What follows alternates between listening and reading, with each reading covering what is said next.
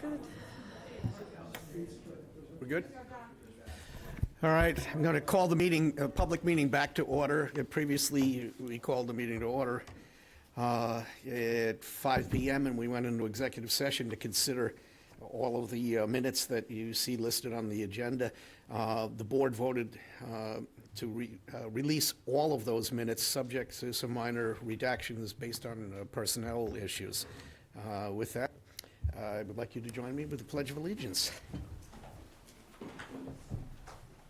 pledge allegiance to the flag of the United States of America and to the republic for which it stands, one nation, under God, indivisible, with liberty and justice for all.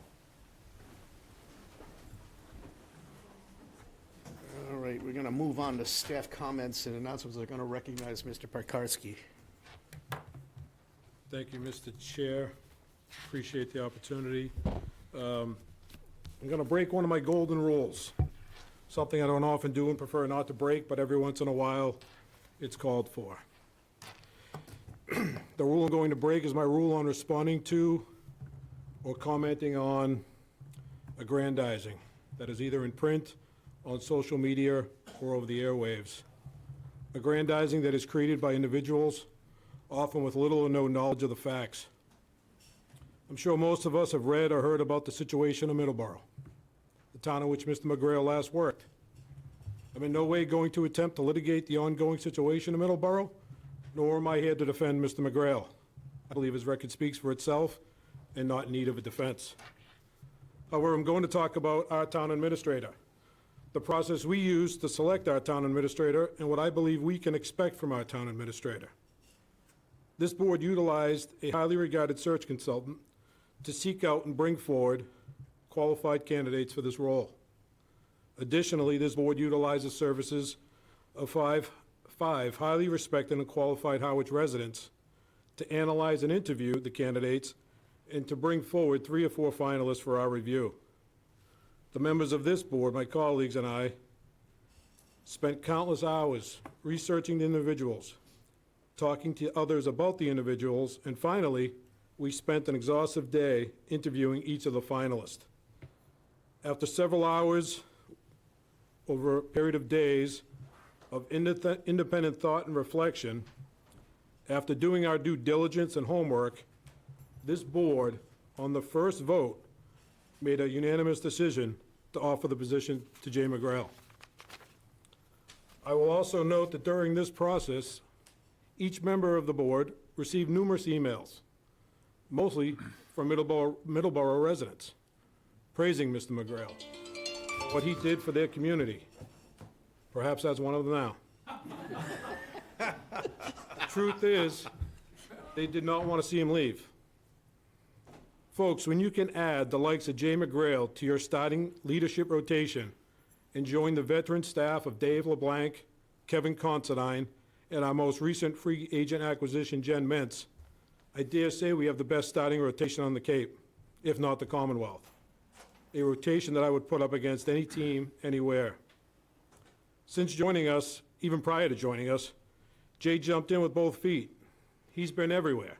Pasta dinners, promotion ceremonies, polar plunge, finance committee meetings, the list goes on. Additionally, Jay has excellent communication skills. He is thoughtful with his approach. He's engaged with the community, and most importantly, he's committed to Harwich. I can sit here today and tell the residents and taxpayers of Harwich, or anyone that cares to listen, without hesitation, without a shred of doubt, Jay McGrail is the right person for this job, and Jay has my full and unwavering support, and I look forward to having him serve the town of Harwich for a very long time. If anyone hasn't had the opportunity to meet Jay, I encourage you to do so. I'm certain that you'll be impressed. So, Mr. Chair, I thank you for that indulgence. Jay, I welcome you again. I look forward to a long relationship here in Harwich, and nothing but good things, so thank you. Thank you.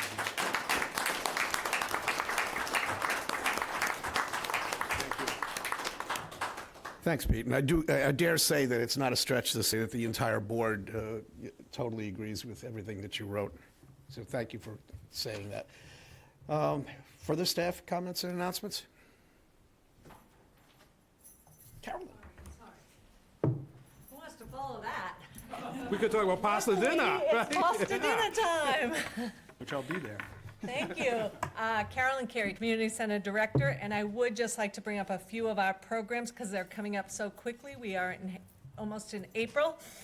On Thursday, April 2nd, we will be having a spaghetti supper, otherwise known as the famous pasta dinner. And I did hear Pete say if you haven't met Jay, I understand he may be here again, so you might want to swing by. Sorry, now you gotta come. No pressure there. Is there a cover charge for that, or? No, it's always free, and we're always looking for more people to come in and help, so come on over. We are partnering with the Cape Cod Theater Company, Harwich Junior Theater.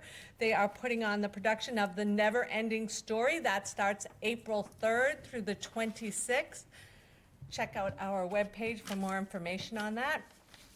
And then on Saturday, April 4th, from 8 to 10, we are going to hop right into April and have the pancake breakfast with the Easter Bunny swinging by. So you don't want to miss that. Another free event, open to everyone. Bring your cameras. We'll have photos with the bunny. Then we thought we would try some belly dancing classes. I don't even know if I can do this. It's wonderful. We've been asked for this. So we're going to do some classes. This is free. So if you're interested, it's a great form of exercise. April 8th. Jeff. April 8th, 10th, 17th, 24th, and 29th from 12:30 to 1:30 at the community center. All are welcome. Can I get there early and warm up? I thought you were leading the class. On April 11th, from 2 to 3 p.m., we are very excited to work with the community emergency response team who did such a phenomenal job during the blizzard, and they are looking for new members and recruiting, and so stop by the gym for the CERT event. They are going to be there, and they do a phenomenal job, and I know Chief LeBlanc was going to try and make it over as well. He has nothing but great things to say about them, so they are looking for people. And then on April 14th and April 23rd, we have partnered with Cape and Coast Bank for a no, I'm just kidding. They are doing a Stay One Step Ahead. This is really about the common scams that happen. We get a lot of calls, people looking for information, and they've been so kind to reach out. We have 2 gentlemen coming, so another free event. Please tell me it's not Paul Forney. Should I tell you who it is? No, It is, so, he's a good guy. unless you'd like to step Oh, in. no, you don't want me leading that. Paul's great. We are doing April 16th from 1 to 4 p.m. We are having an appraisal event. So if you have something you're interested in finding out the value of, you can sign. We are asking you to sign up because we only have so many spots available, but definitely stop in. And then because we did the CERT training, we'd also like to find out about the disaster and emergency preparedness for pets. That came up a lot, so we're trying to do some educational components to that. That is April 16th from 6 to 8 p.m. at the community center. The new newsletter is out, not the official newsletter, just the community center newsletter. But we will find the information about some of our upcoming events and what's happening around. All of this is posted at the community center, on the town website, throughout this building, and I appreciate you all. Thank you for letting me. So the never-ending story is based on our meetings, right? I don't want to say anything. Any other staff announcements? All right, hearing none. Weekly briefing. Thank you, Mr. Chair. An update on Phase 3 as of today. Work on the Phase 3 sewer extension continues to make steady progress across both Contract E1 and W2 areas. During the week of March 30th through April 3rd, crews will advance installation of gravity sewer mains, manholes, and sewer laterals along Kendrick Road, Pleasant Bay Road, Harding Lane, and Perry's Way. The efforts build on the substantial groundwork already completed in previous weeks. Construction is also moving forward inside of Pleasant Bay Road and Chestnut Lane pumping stations, marking continued progress towards bringing both facilities online. Police and traffic control officers remain on site to support residents and maintain safe travel, while brief delays are expected and possible. All roads will be reopened by the end of each workday. As always, the schedule may shift with the weather and field conditions, and we'll do our best to update regularly on the website and social media. Regarding 3A, we've reached an important administrative milestone last week with the opening of bids for the contract. Several bids were received, and our engineering firm, GHD, is now reviewing them for completeness and compliance. We expect their official recommendation within this week, at which point the town will be able to submit the required documentation to SRF to move forward with the contract, which will come to the board for approval. Okay, great. Any questions for the town administrator? All right, thanks, Jerry. Public comments and/or announcements.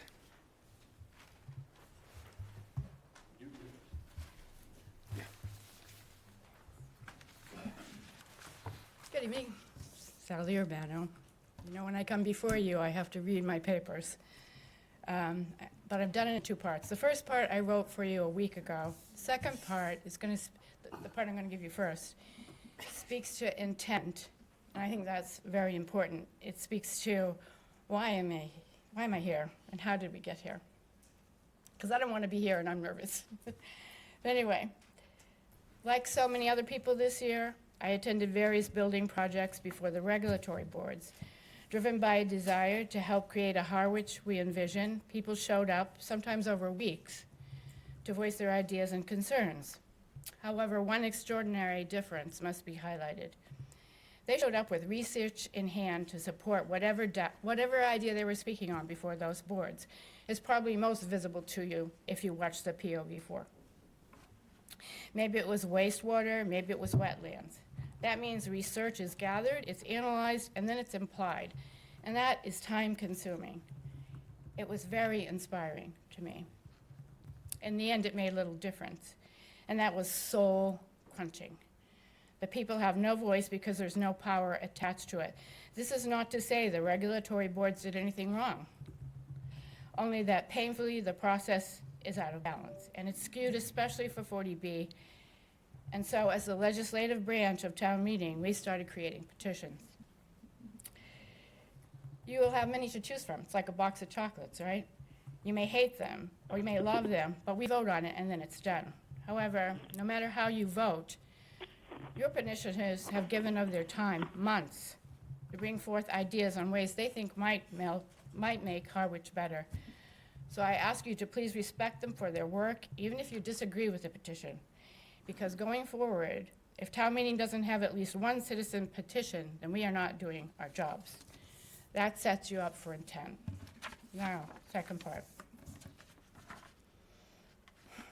In response to public comments at the last two meetings here, I want to clarify the citizens' petition regarding the Affordable Housing Trust funds. Petitions are not created lightly. They are formal, legal documents that cannot target a specific project or person, and they are all required steps that were followed. The petition reads this. Here is the exact wording. Limit the use of housing trust funds for grants, loans, or other financial assistance to private developers or private companies unless specifically authorized by town meeting, with such approval constituting funding only. Please hold that, funding only. That's all it's about. Its sole purpose is to give voters a direct say in how their tax dollars are spent. It does not curtail the trust powers. It does not stop timely real estate purchases or block any project. Under the Community Preservation Act, which is our self-imposed tax, every other category, open space, historic preservation, recreation, they follow a clear process. Specific projects and their funding requests are brought forth by the Community Preservation Committee, and then they receive an up or down at town meeting vote. Examples might include Harwich Conservation Trust would bring a project for reclaiming land or historic preservation of gravestones. Affordable housing has been the exception to this. Large lump sums are often approved for the Harwich Affordable Housing Trust, after which its 5-member board decides how the money is spent. This petition simply aligns affordable housing with every other CPA category. Any project seeking trust funds using town money must come before town meeting for a specific yes or no vote, and this has no power over private funding. It's only our tax money from CPA. What does it accomplish? Citizens, not just a 5-member board, get to evaluate each project. Does it match Harwich's comprehensive plan? Does it deliver the housing residents have actually asked for? Is the scale reasonable and its impact on our aquifer and natural resources acceptable? This restores balance. The current process heavily favors developers. This petition gives taxpayers real leverage. Bring us a project that we support and it will pass. Petitions like this must follow strict legal limits. They cannot target specific projects. They cannot be created for personal reasons. If it's approved by voters, it still goes to the Attorney General. No project is automatically stopped. Everyone will still receive a fair vote at town meeting. Finally, a broader perspective. In keeping our open town meeting form of government, a lot of towns have given up on it. But in keeping our form of government, residents across the Cape are watching what happens here in Harwich. They seek ideas also. Social media has made the impacts of insensitive projects painfully visible. Loss of our history, our natural resources, our sole source aquifer, and the quiet rural seaside character that residents and tourists value. We get what we create. If we want thoughtful, Harwich-focused development, including housing that prioritizes local Harwich residents and those who work here while respecting what makes our town special, we must keep the final funding decisions for our tax dollars where they belong, with the voters at town meeting. Thank you for allowing me for all this. And now I have to go. I have to go home and plug Lou in because he disconnected himself from the internet. Thank you. Sally, will you stay? Pardon? Will you stay? Funny. Matt?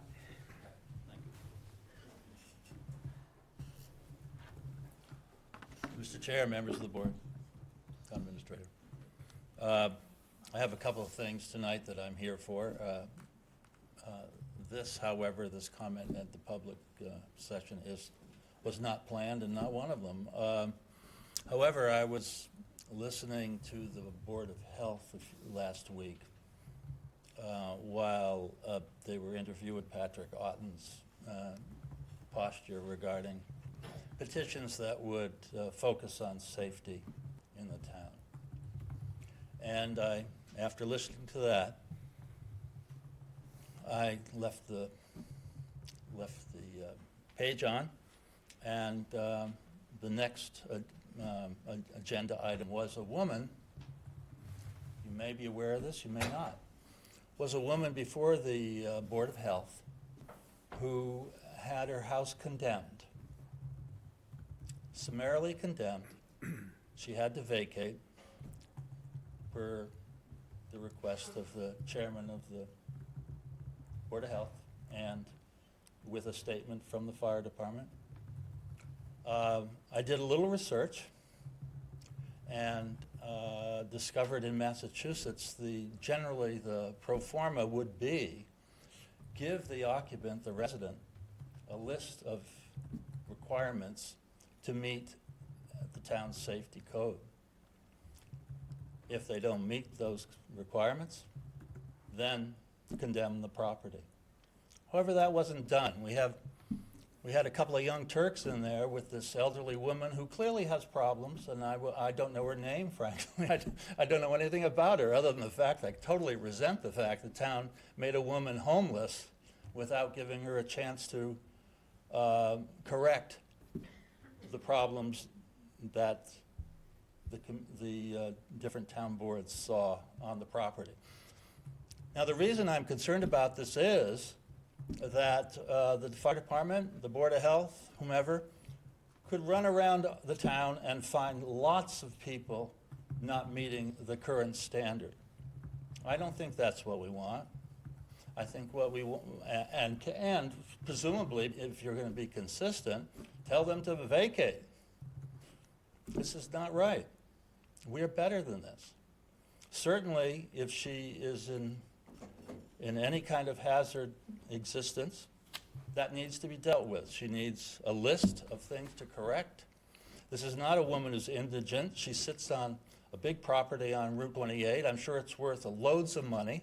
It's just that she's lost a grip on how to manage her life. That's very evident. So kick her while she's lost a grip to manage her life, which is what I kind of got out of the meeting. So I ask you to look at it and ask you to have a kinder heart. Perhaps correct the condemned mandate from the Board of Health and give her a period of time to meet the standard that this town expects. It's a kinder way to deal with people, particularly in a town that has gone out of its way, apparently, to invite people over the bridge to come live here. So focused on housing, it might as well try to keep people that are already here in their houses. Thank you.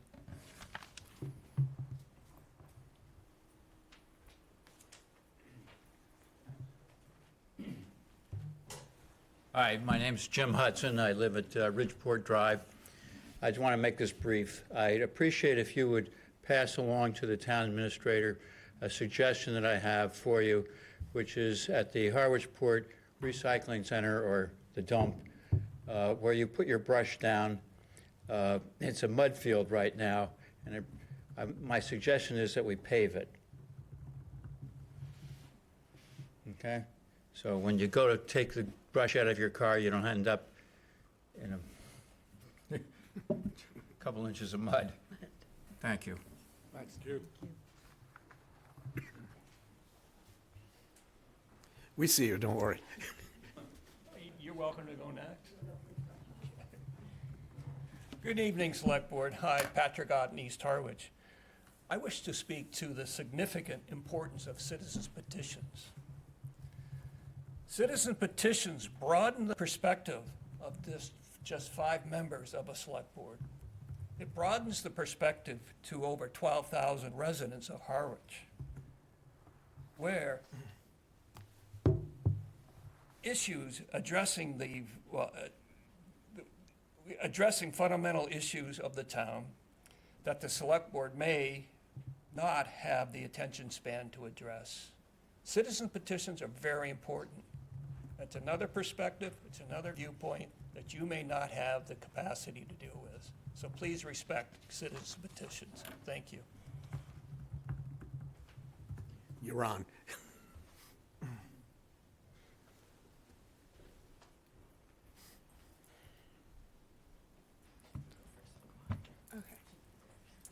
Good evening, Select Board. My name is Jersey Alves. I'm not a resident of Harwich, but I am a resident of Mashpee, and I would just like to ask if I may speak on the new Harwich regulations about the herring. Go ahead. Thank you. I first just want to start off that this is coming from a place of neutral respect, and we appreciate all the work that the town has been doing to keep the waters clean, to see our herring population go up. I'd also like to excuse myself if I speak in front of our elders today.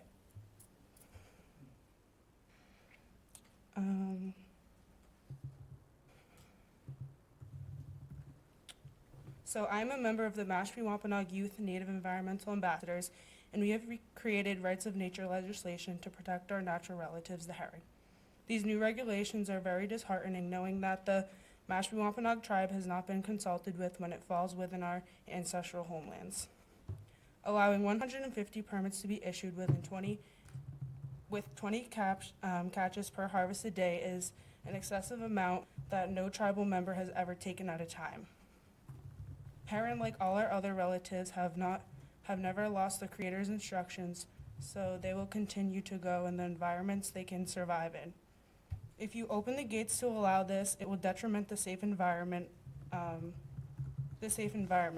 Our people have been honoring these herring for thousands of years, so we have passed down the knowledge how to harvest them responsibly. You are seeing positive numbers now, but opening the herring to harvest in this large amount will cause the population to decrease again and will put us in the same position that caused the moratorium in the first place. These herring are more than just bait fish for our people. They're our lifeline. They signify the new year, the beginning life, and are used throughout our traditions. Our tribal council is working on communication directly with the state on this approval. We hope you take us into consideration when making these decisions regarding our natural relatives. Thank you for giving us the chance to speak on our behalf of the herring. It means a lot to us as we will continue to advocate for our natural relative. Thanks for coming. So good evening, Honorable Chairman Howell, Select Board members, staff, and residents of Harwich. Thank you so much for the opportunity this evening to speak on behalf of the Mashpee Wampanoag tribe in strong opposition to this initiative to allow herring harvest at Johnson's Flume. Before you start, she didn't catch your name. Oh, I'm sorry, I'm Talia Landry. I'm getting to that part too more so. Sorry about that. Please accept this verbal public comment into the public record for these proceedings, as well as the tribe's objection letter to be submitted to the board and the Massachusetts delegation. I'm Talia Landry, and I have the privilege of serving as the Tribal Council Secretary. I'm a youth advisor for the Native Environmental Ambassadors, a lifelong resident of Mashpee Wampanoag tribal member, and mother. Okay. I speak now on behalf of our tribal nation and our future generations. Excuse me, because I did write all this out, because I'm very considerate of everyone's time here today. Our access to the waters for fishing and other purposes is an integral component of our ancestral and Aboriginal way of life, and yet our legal rights are constantly under attack, and we see this action as another attempt to degrade our natural resources that we rely on for personal and community needs. We have seen no such sound justification to reopen herring run and allow fishing for sport and recreation that will deplete our already threatened fish counts. We have taken steps under tribal law to protect the herring population, which is of vital importance of our tribe's culture, subsistence, and traditions. In April of 2023, the Tribal Council enacted an emergency resolution on the rights of herring presented by the Youth Native Environmental Ambassadors, resulting from a critical depletion of the herring population, as measured by the tribe's natural resources, personnel, and the failure of the state to consult with the tribes prior to implementing certain herring conservation and or harvest measures. As noted in the resolution, the scarcity of herring creates an ecological crisis for the Mashpee Wampanoag tribe, which would only be exacerbated by this initiative. The tribe understands that the town has worked to gain authority for this new harvest regulations pursuant to the Sustainable Fisheries Management Plan approved in 2022. As a preliminary issue, it should be noted that the SMFP predates the Mashpee Wampanoag tribe's findings in the rights of herring resolution that found herring numbers to be at a critical all-time low. Moreover, the SMFP includes the following language at page 28, Native American harvest. The Commonwealth of Massachusetts recognizes the Aboriginal practices of the Wampanoag tribe to harvest river herring in Massachusetts. In prior years, a memorandum of agreement was signed between the DMF and the tribe with the agreement that the harvest was an Aboriginal right for the sustenance purposes only, and that the harvest would be reported by river to the DMF. The tribe's harvest is not bound to SFMP measures, and the amount is undocumented. Their recent level of effort and catch is unlikely to produce 1,000 fish. DMF will discuss this possibility of issuing free permits to the Wampanoag tribe and to coordinate with the tribe to encourage responsible harvest record keeping and the potential to include tribal harvests and annual sustainability targets under the SFMP, end quote. Contrary to the language, the tribe's harvest and monitoring of the herring's population is well documented, and contrary to the assurances that the tribe's harvest and sustainability targets would be considered under the SMFP, no such measures have taken place. The state recognized it as many times before that the tribe possesses Aboriginal rights and that cannot be infringed upon by regulations such as these.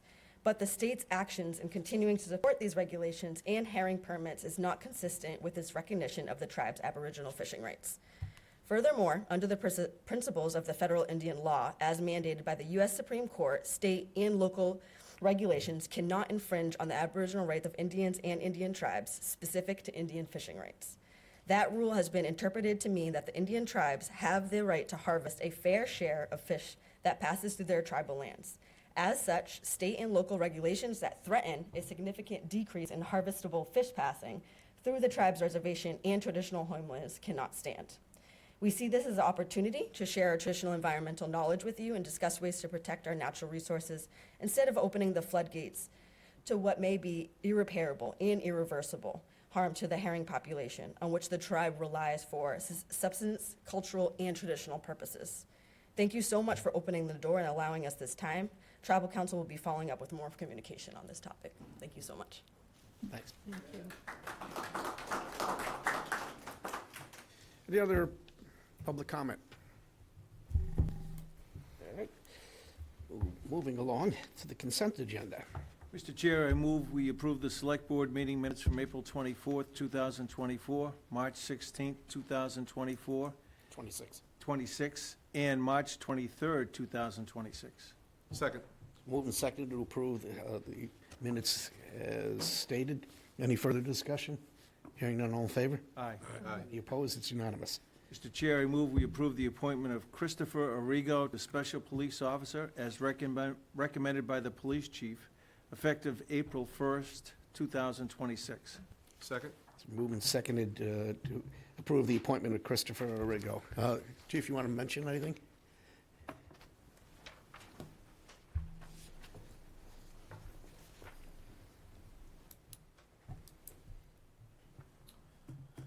Good evening, Kevin Considine, Police Chief.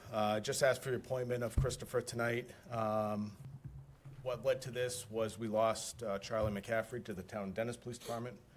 He grew up in Dennis, kind of always thought he might end up there, was hoping he wouldn't, but he did. We wish him all the best.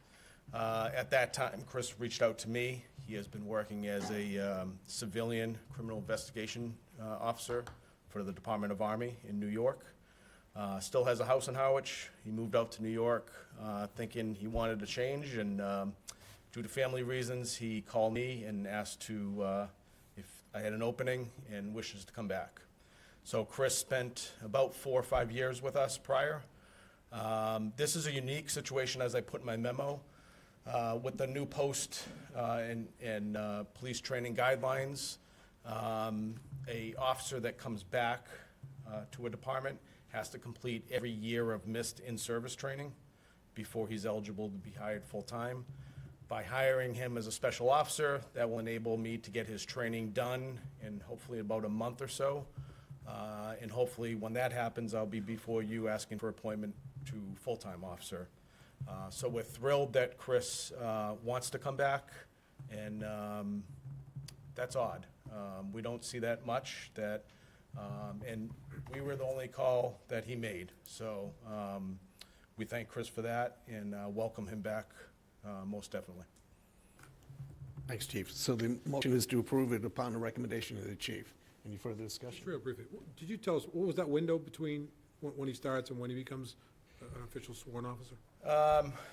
However long it takes him to do, so he's been gone about 3 years, so it's a lot of training. It's mainly online training. Gotcha. It will probably take him most of the month of April to do that online.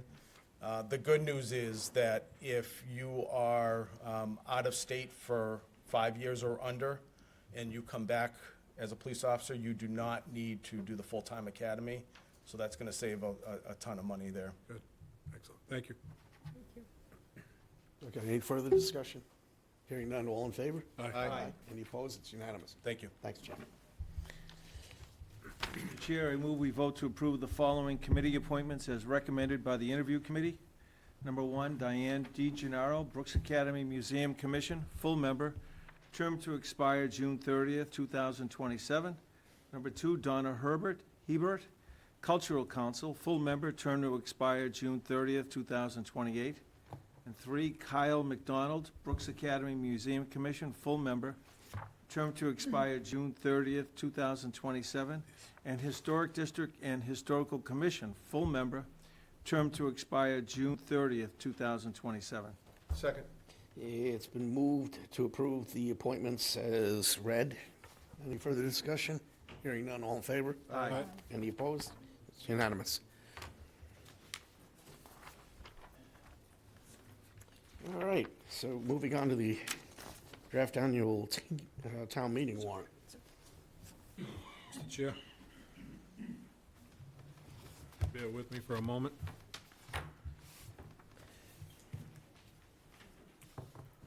I would make a motion that this board supports the Monomoy Regional School District budget. Estimated cost $33,104,137. Okay, it's been moved to support the Monomoy request. That's Article number 5? Article number 5, current 5. Sorry, second? Okay. Any further discussion on that? Hearing none, all in favor? Aye. Any opposed? It's unanimous to recommend. Mr. Chair, Yes. Article 6, I move that this board support the Monomoy Regional Middle School roof project, and at the sum of $11,801,239 to go before the voters. Okay, for Article 6, the motion is to support. Second? It's moved and seconded. Any further discussion? Hearing none. No, oh, hey now. Okay. well, I do have a question. Select Board Member Kelleher brought up an interesting point last week, where he had mentioned the cost of the roof and the length of survival of said roof. And I'm looking to gain knowledge myself and understand, do we have the opportunity to make a strong request to the building committee to maybe use, instead of a, Mark, what was it, 40-year roof they quoted? 50. Sheet metal roof. A 50-year roof that cost, I believe, substantially more than if we were, $400,000 more, than if we were to request that they install a 30-year roof, or an asphalt roof, I believe was the discussion. So my question to you, Mr. Chair, Town Administrator, whomever here can answer the question is, if we vote this article to support, do we have the opportunity and the right to request that they use different materials and source a different roof? I would say absolutely. I'd say the same thing. We can invite them in and have support, because I riffed on what Mark was saying, that essentially you'll wind up with a 110-year-old wood structure. And you did make that point. Yeah. And I'd also ask then, if I may, Mr. Chair, what's our leverage once it's voted to support $11 million? Do we have any true leverage to say that we would like to explore a different roof? Or we're not in, I guess I'm saying, I'm not in support of an $11 million request.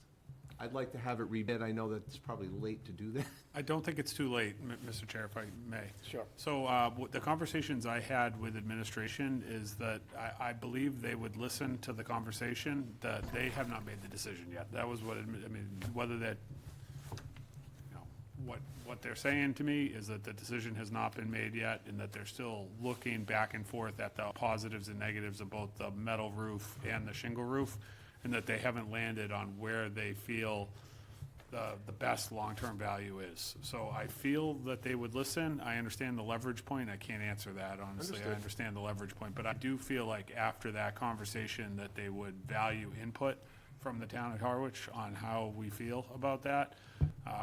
You know, the way that the MSBA application worked out is that you have to put like basically worst-case scenario in the MSBA application, and that's what they did with the cost of the metal roof. But this project has not gone out to bid yet, so it's certainly not too late. The building committee hasn't officially voted on what direction they want to put in the bid. We've already placed it on the warrant. I would recommend, if you want to go that route, to withdraw your second. We often have discussions leading up to town meeting where we make a position known that's after this. But I'd like to close the warrant tonight, so we can leave that open if you want, and then inform the public when it gets to that what our final decision is. But I think Jeff's probably right. There's absolutely no leverage if we already decided that we're going to vote to support the request. So, you okay with withdrawing your motion, or? Yeah, I'm happy to hear from the others, but I'm okay with it. Again, to the overall point, once we support the 11.8, and if town meeting supports the 11.8, then it's said and done. You know, they can spend the 11.8. So I'm happy to pull back now if you want and have, Well, I'll remove my second. and therefore I'll remove my initial motion and We'll leave that open, and Jen, can you put that down for an invite for those folks? So we'll just leave it on the warrant that no recommendation will be recommendation. made at town meeting. Yeah. Yeah. Excellent. Thank you all. Mr. Chair, Article 7.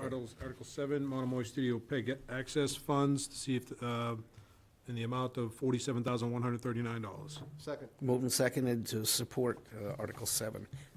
Any further discussion? Hearing none, all in favor? Aye. Any opposed? It's unanimous. Mr. Chair, Monomoy Press Box, Article 8, motion to support the PEG access funds in the amount of $137,954. Second. It's moved and seconded to support Article 8. Any further discussion? Hearing none, all in favor? Aye. Any opposed? It's unanimous. Mr. Chair, I would like to request from my colleagues that we reconsider the placement of Articles 13 and 14. Article 13 is special event grants to sustain Harwich Tourism Ministry, and number 14, Cultural District Revitalization Fund. So again, I'd like to ask, and I put a motion out, to reconsider Articles 13 and 14. All I'm going to ask is, because my memory is not good, were you in favor of that last time? Yes, I believe it was unanimous. Okay, in which case you have the right to put that motion out there. Anybody? I'll second that. It's moved and seconded to reconsider both our actions on placing Articles 13 and 14. Any further? Chair? Yes, sir. Staff is requesting that we pass over these articles at this town meeting. I think it would make the most sense to pull them off. Ultimately, we think both of these funds have a future in Harwich, and we look forward to moving them forward in subsequent years. But I think we've decided the $50,000 that was going to be split, 25 in each of these funds, that beautification money that was approved at town meeting has a place to be spent in Harwich, beautifying the downtown area. So we're proposing right now to spend that $50,000 on beautifying Town Hall, Brooks Park, and some of the other areas in Harwich and Harwich Port. So that would be a motion against these articles, or? So I support the motion that Mr. Pekarsky made. Okay. So Where I'm asking that you do That's for that, yeah. reconsideration right now, so, all right, so the vote is to reconsider those two articles. It's been motioned and seconded. All in favor of reconsideration? Aye. Any opposed? That's unanimous. Follow-on motion. So I guess I'll put it in the form of a positive motion. So my positive motion would be to place Articles 13 and 14. Article 13, the special event grant to sustain Harwich's tourism industry, and 14, the Cultural District Revitalization Fund. Again, made in the form of a positive motion to support placement. I know that's what we've done in the past. I just want to point out to you, you could make a positive motion to withdraw them from consideration. I'm happy to do that if that's your preference. Either way, it's fine with So me. moved. So I'll second if what I'm hearing is we would be removing them from the warrant altogether. Altogether. That's my second. Okay. So any further discussion? The motion is to remove those two articles from consideration from the warrant. All in favor? Aye. Any opposed? They are removed. Mr. Chair, after we complete this, I'm going to have a motion regarding article numbering, but we're going to continue on with Yeah.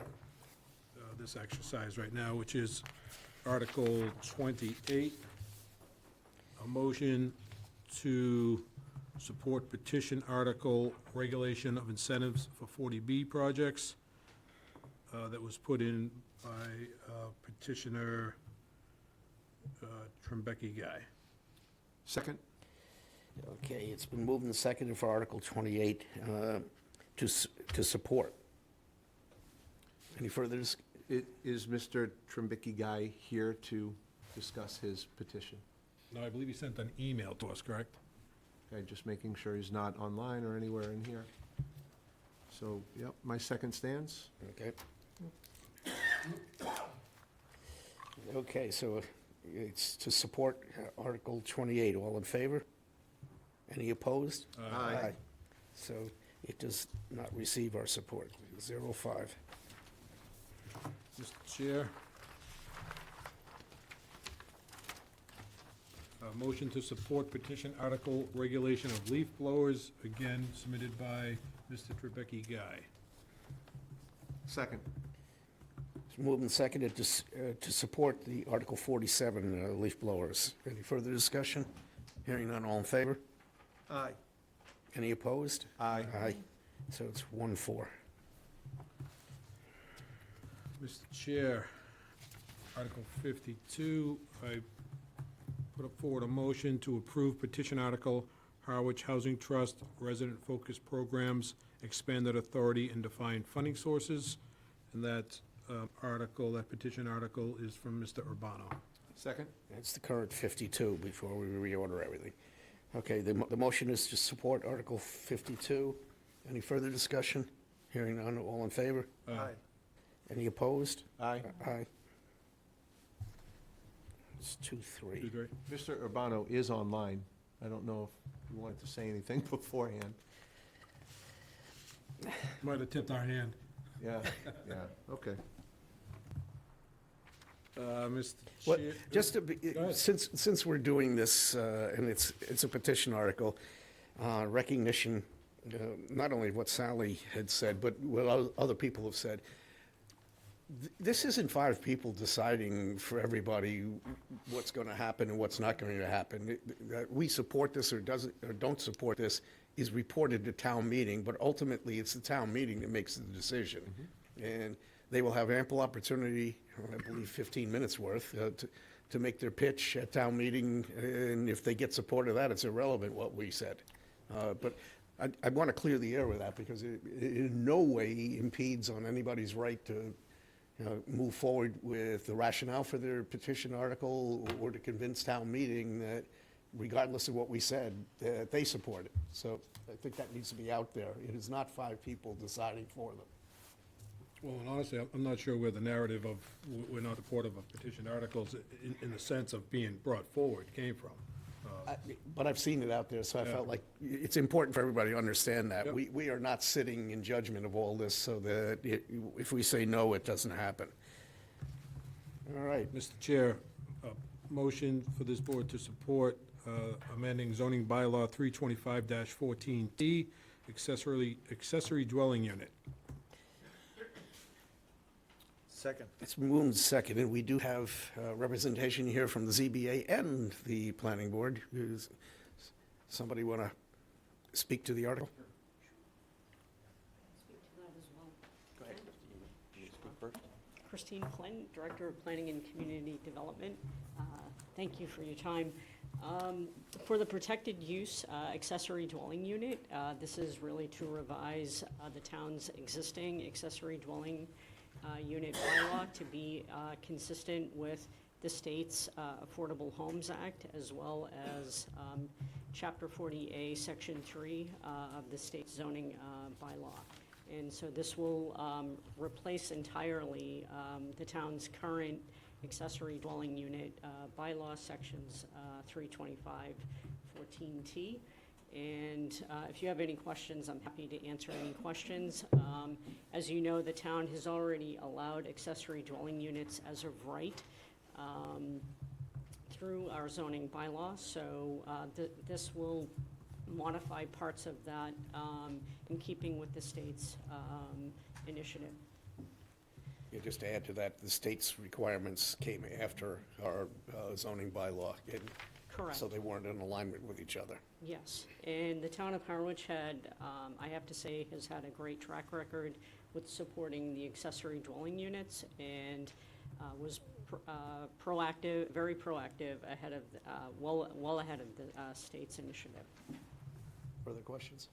No, I'll just comment that I'm going to vote against it because I prefer what we already have on the books, and I don't care what the Commonwealth tells us.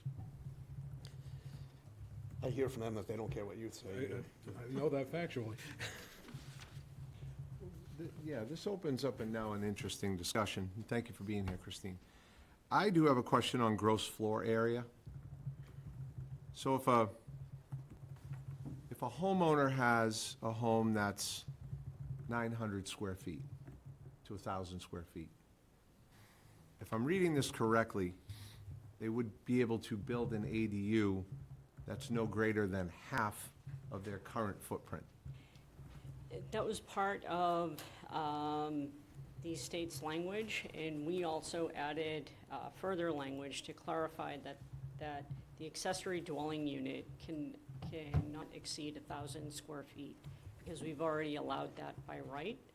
And to answer your question, if someone were to build an accessory dwelling unit of 1,000 square feet and they had a house of 900 square feet, that ADU would become the primary, and the existing house of 900 square feet would then be the accessory dwelling unit. Soak that in. So it's really So what- determined by the size. Okay, so if I had a 1,000-square-foot house and I built, and if I guess my first question is, if I'm reading this right,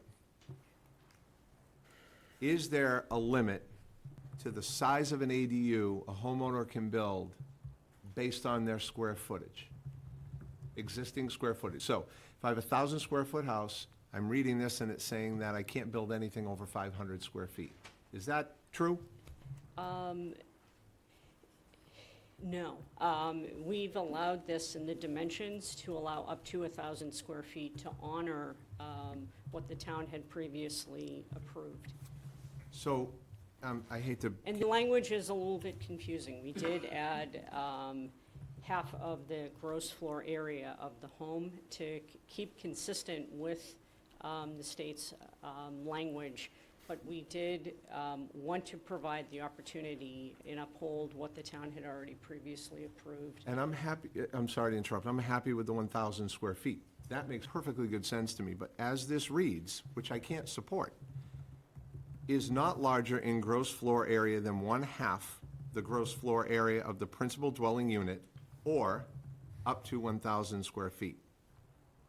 Unless I can be convinced that that language means that if I have a 1,000 square foot home, I can build an 800 square foot ADU. I think that we're going a step backwards. I don't think we're helping anybody if we're doing that. The language is confusing, and the intent, though, is still to honor up to 1,000 square feet for an accessory, a So- protected use accessory dwelling unit. So if I And- came to the town of Harwich to get my permit, and I have a 1,000 square foot home, and I show you a plan for an 800 square foot ADU, what's the ruling? You'd still be able to develop an 800 square foot ADU.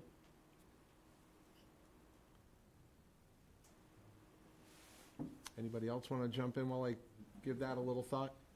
Yeah, I could actually totally Please. mess this whole discussion up, because of course, you can't be discussing that aggregate square footage if it's already a pre-existing non-conforming structure. For pre-existing non-conforming structures, we would still allow up to 1,000 square feet. Beyond their Because- eligible site coverage? Because the zoning board of appeals cannot make a decision, they can only make a finding for the accessory dwelling unit under Chapter 40A, Section 3, because it's the protected use status. But that's the language that you said you modified. Yes. No, we modified the protected use status to maintain that 1,000 square foot protected accessory dwelling units would be allowed. The state's language was up to 900 square feet, half of the gross floor area of a single-family dwelling unit, or 900 square feet, whichever was smaller. I'm just bringing up what I know is going to be a discussion at town meeting. So the state has basically declared pre-existing non-conforming structures to be allowed to be altered to be even more non-conforming?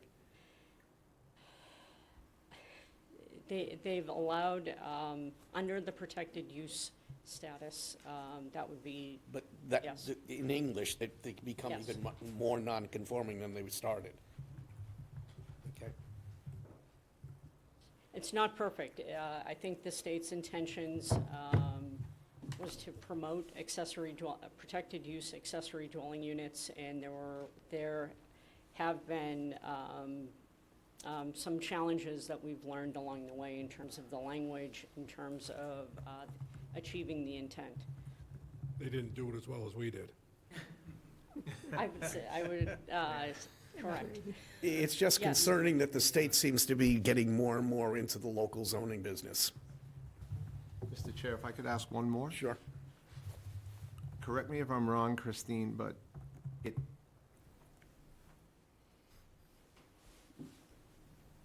the language, the accessory apartment may not be held in a separate ownership from the principal use. That's now removed from the language. No, it still has to be under common ownership for the principal and the accessory. It's not like a separate ownership as if this was a condominium. We no longer require that it has to be owner occupied. Say that one more time? We no longer require that the protected use accessory dwelling unit has to be owner occupied. That was stricken from the state's regulations. Okay.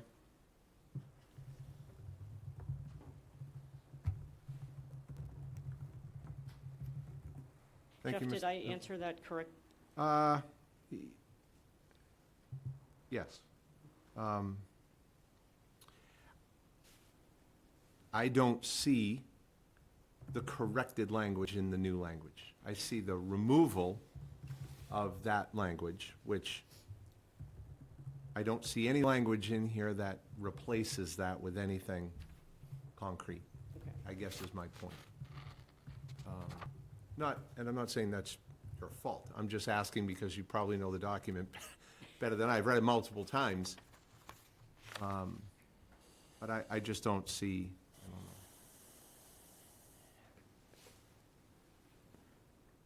Does ZBA want to weigh in on any of this, or are we? Just happen to have someone here. Yeah, would you like him to come to the table, Yeah, Mr. Chair? please. Thank you. And through you, Mr. Now, Chair. as I recall, that's the bigger problem here, is that we're threading a needle based on what the state did after we had passed ours. And through you, Mr. Chair, I'd just like to see if you have anything you want to add to sure. this. My name is Ken Dixon. I'm a former Select You can Board, sit where you allow that. former Select Board member, former chair of the ZBA, although be it in a different state. Currently the vice chair of the Zoning Board of Appeals, and I live in East Harwich. Thank you. We have worked closely with the planning department, with Christine, with the chair of the planning committee. We support this basically as drafted. Some clarification, specifically, Mr. Handler, you'd ask about square footage. I don't know that we had that specific question in our committee meeting about, is it the lesser of? That's subject to somewhat interpretation, but the most important thing to realize, we're drafting this to comply with the state requirements. And that's it. Before you go any further, because I don't want to get anybody the wrong impression, any meeting that has to do with you, Duncan, and the planner is not a committee. Thank you for that correction. Very important. Okay, because otherwise it would be subject to the open meeting law, and you have no quorum Very well aware. from either of the two committees. You're just conferring with your staff Correct, Mr. Chairman. expert. Thank you. So our goal was to create a statute because the state said you can be more lenient than the state statute, but not less lenient. And specifically, you're talking about the state statute is for a status of a protected ADU. Protected ADU is a by right ADU. So when we went to 1,000 square feet, but the state says 900, again, we're being more lenient and still providing them with that protected status. You asked a question, Mr. Chairman, about increasing a non-conforming. It's very clear on this proposal on the last page that protected use ADUs that create any new non-conformities will require a variance from the Board of Appeals. Variances, as you know, are very difficult to come by. It has to be the condition of the land, topic, soil, in order to approve for a variance. I only brought that up because the 1,000 doesn't necessarily become operative in that instance. It's subject to an approval. Correct. Because it's more non-conforming than it started. Correct. And the other thing, our previous statute said that leases had to be for a minimum term of 6 months. The state has said, no, that's too restrictive. We're not allowed to be more restrictive than they are. So it's 31 or less days is now the definition of a short-term rental. So ADUs indeed could be rented as long as it's 32 or more days. So I just want to make sure that everybody understands that as well. But that's a state statute. If I may, Mr. Sure. Chair, we also prohibited short-term rentals as requested at last year's town meeting as well. So we did add language to that. That survives?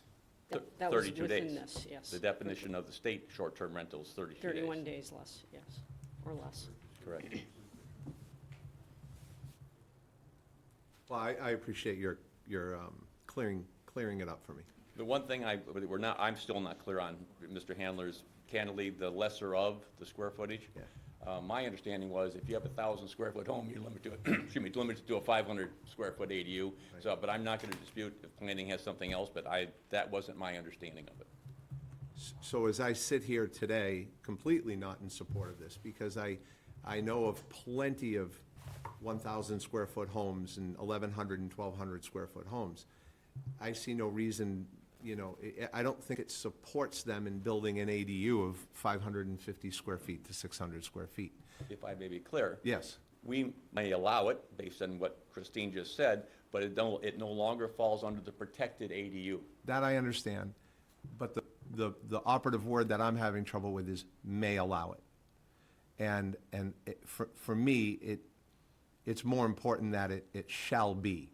And I understand we're not talking about that here tonight, but I just wanted to give you my position on why I'm not in support of this, because when it goes to our regulatory and our departments, boards change, people change, interpretations change.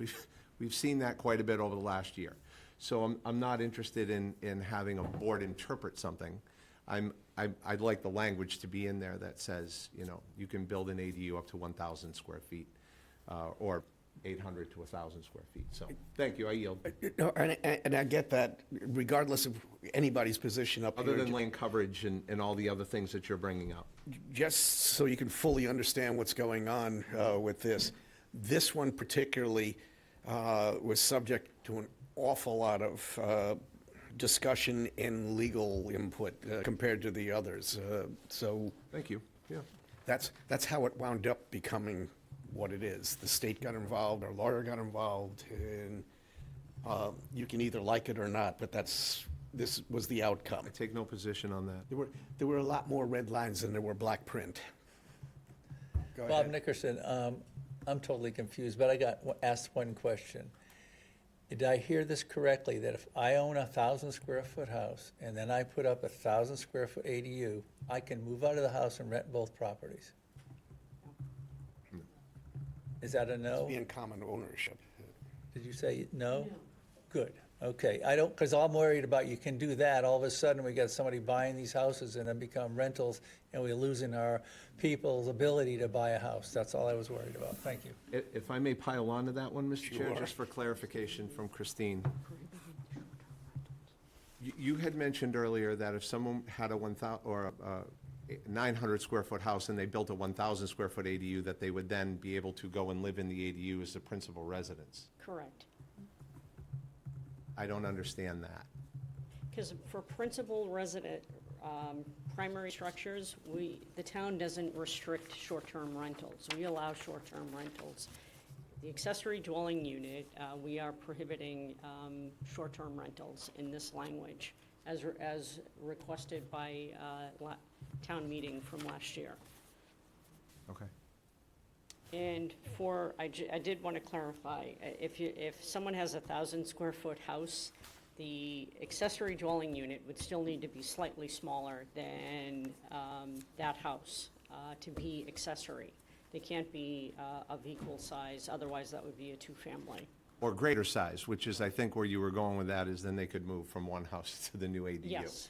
Okay, yeah, thank you. One has to be primary, one has to be accessory. That I understand and completely agree with. Well, having said all of that, before we take the vote, I might recommend to you that regardless of the vote, my experience at town meeting is if it gets to be more than 30 seconds of discussion about a regulatory change in a bylaw, it goes down in colossal flames. So I would recommend because you gotta get a 2/3 vote, right? Yes. Okay. So I would strongly recommend you come out with a succinct fact sheet to have a discussion on this, because if it goes as long as it just did tonight, you're not gonna get this. Thank you. Okay. So with that, further discussion? This was to support. All in favor? Aye. Aye. Any opposed? Aye. So we are not supporting 2 to 3, but that does not, it still stays on the warrant. Mr. Chair, Let me just make a note of who that was. Okay, go ahead. motion to support amending zoning bylaw 325-51, 1, or is it I1? I don't know what the hell it is, in 325-51B. You're standing by that motion, are you? Jesus. I'll second whatever you just did. I'm not sure what he said. I don't know what, it looks like an I and a 1. Okay, we'll go with I1 Yeah, that one. and 325-51P? Yeah. Okay, thank you. Anyone want to second that? Second. I thought I did. I hate to say this, but discussion? Same comments that I had last time. Those being? I'm not in support. Okay. Anybody else? Discussion? Yes? I might come back. I'm not sure which one you're talking about. Can Yeah. someone give me an idea? Yeah, well, Article- Pete's did a not entirely wonderful sure job. either. Article 54, amend zoning bylaw 325-51 for I1 and 325.51P. Otherwise known as Article 54. Christine, This Can you is put that in basically a English? housekeeping matter to remove old language that should have been removed when the town adopted the accessory dwelling unit. So these sections are no longer applicable and should be removed from the zoning code. so there is a predicate then? I'm sorry? There is a predicate then. They'd have to approve the article preceding this, or else there's no point in approving Correct. this. Yes. Okay. Right, this is tied to the previous article. Well, that's what I'm saying. Yeah, yeah. Right. The predicate happens to be the article we just discussed a few minutes ago. Yes. Okay. So, the motion is to support. Any more discussion? Hearing none, all in favor? Aye. Aye. All against? Aye. Same 2-3 vote. Mr. Chair, Article 55, amend zoning bylaw 325-16, tables of area and height and bulk regulations. Oh, don't everybody second at once. Second, sorry, second. You're on. Thank you. Over the past year, the planning board had received several multifamily special permit applications, and due to the large number of participation from the public, there was concern whether or not the residential district for multifamily was too high or too generous, and there has been some discussion to recommend lowering that from 40 feet to 30 feet with permitting, reducing the number of stories from 3.5 stories to 2.5 stories, but still allowing in the commercial districts for the commercial highway 1 in the commercial village, 40 feet and the 3.5-story building size. Reinforcements have arrived. Yes. Duncan? Yes, Duncan Berry, West Harwich. This is a incremental step toward acknowledging the will of, we saw of public turnout at all of our meetings for the last year or so, wanting to kind of reduce the footprint, the scale, the massing of new structures in town. And so we figured this is a good, starter step to get us into that direction. No harm, no foul.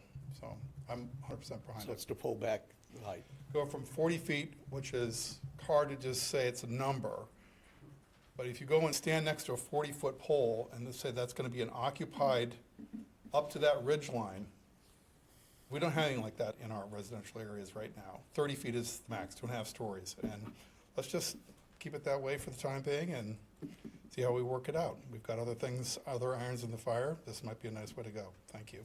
Questions? All right. Motion was to support Article 54. Hearing no further discussion, all in favor? Aye. Aye. Any opposed? It's unanimous. That was Article 55, I believe, Mr. Chair? Yeah, it was. Mr. Chair, Article 57, motion to approve or support the amendment to the zoning bylaw 325-54, non-conforming structures and uses. Second. It's been moved and seconded to support Article 57. Anyone want to describe that one? Yes, this is, again, another housekeeping matter to be in compliance with Mass General Law. It's not necessary, and also it creates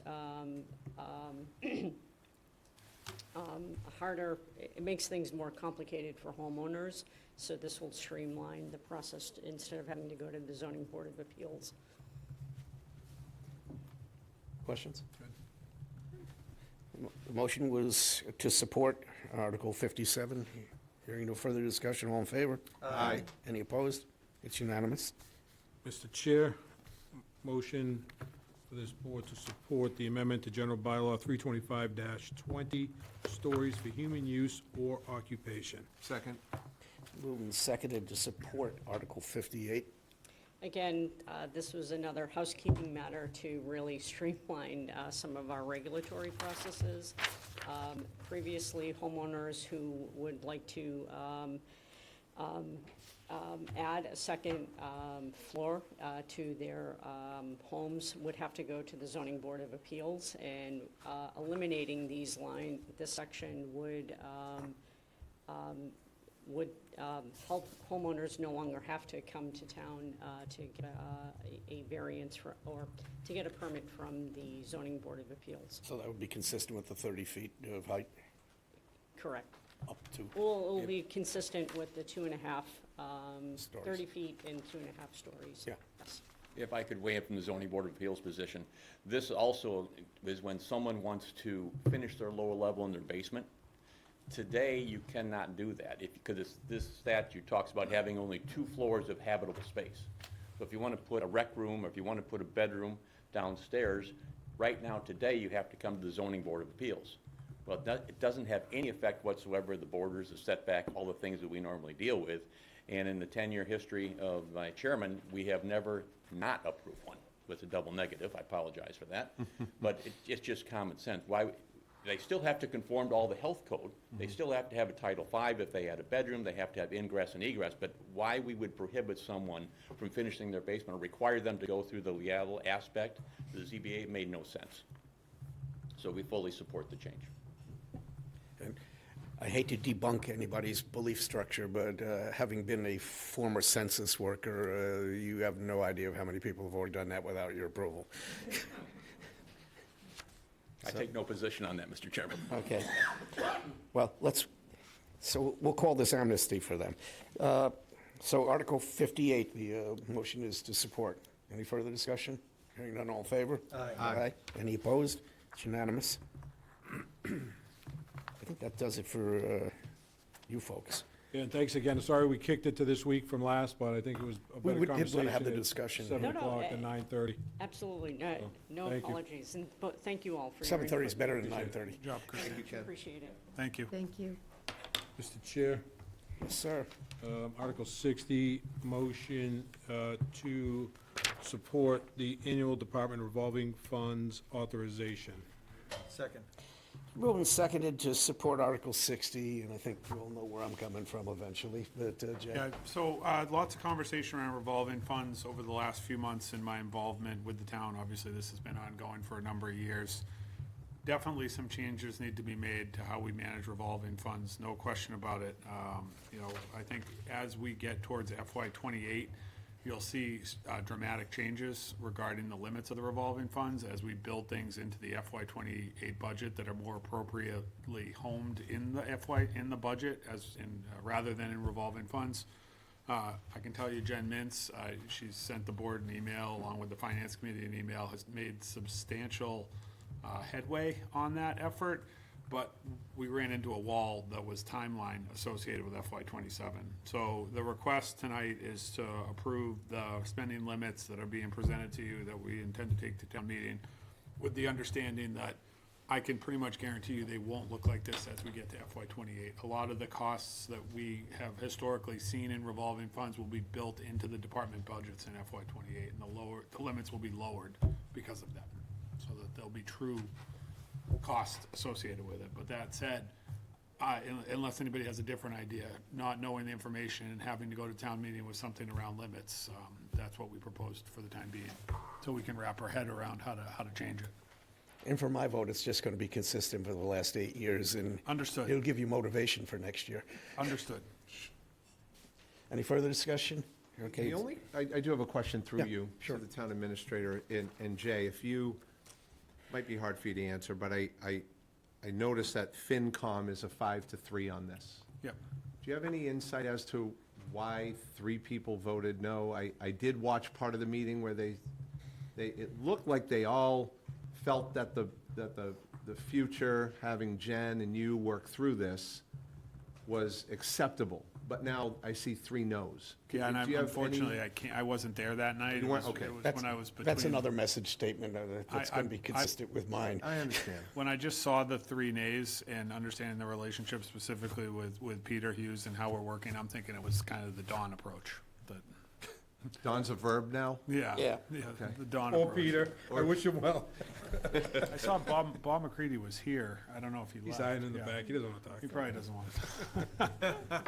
But yeah, my I gut had would made be a that, promise but, to these guys a number of years ago, and you can just nod, that we were going to wean off of revolving funds to the extent we had historic data that would show that typically we use this much every year, and that the variable is what we're going to fund with the revolving funds. I think that's where we're heading. I think that is but definitely this where is a we're heading. conscience vote in support of the promise I made. And Jen's made significant headway already. If we had like 2 more months, I think we'd be in a different spot, but we don't. We don't have 2 more months at this point, so. Well, I'll just state for the record, I have confidence in you and Jen, and last year, and even potentially the year before, maybe the year before that, we were in flux. We did not have, I don't think, the right people in place to even attack this. Now we do. So I view this as a vote of support for Jen and you to move this into next year. So I've said my piece. Thank you. Okay. Any further discussion? Hearing none, the vote is to support, the motion was to support Article 60. All in favor? Aye. Any opposed? Aye. It's 4-1.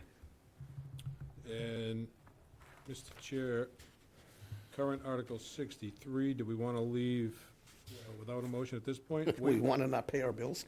Well, I'm just saying, do we want the motion without the information, or do we want to wait for the information? You can wait. We can wait till town meeting. So what the finance committee did is they're going to vote prior to town meeting, once we have the final amount. Jen's point of not putting in the prior year bills to date and having you vote on a specific amount tonight is, what if a bill comes in 2 weeks from now? Right. You can't Agreed. deal with that, Agreed. so we can vote on that at town meeting. Great. And, Mr. Chair, before we move, Yes, sir. if I can make a motion to renumber Article 62 to Article 13, and Article 63 to Article 14. 62 to 13, and what's the other one? 63 to 14. Second. All righty. Cuts down on renumbering everything. Please. You still got the herring fishery sitting out there. That will just have to bump one. Well, bump Tasha two said up. that was the most important one we kept in Yep. place, so. Okay. That will become the new 62, but that's just going to be by default. Inflation even on the warrant. All right. So the motion is to change Article 62 to numbering to Article 13 and 63 to Article 14. Second. No, that's the motion that's already on the floor. Any further discussion? Hearing none, all in favor? Aye. Any opposed? It's 5-0.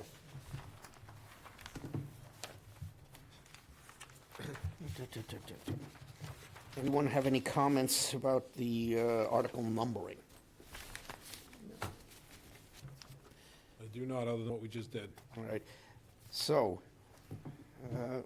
with that, let's see, I just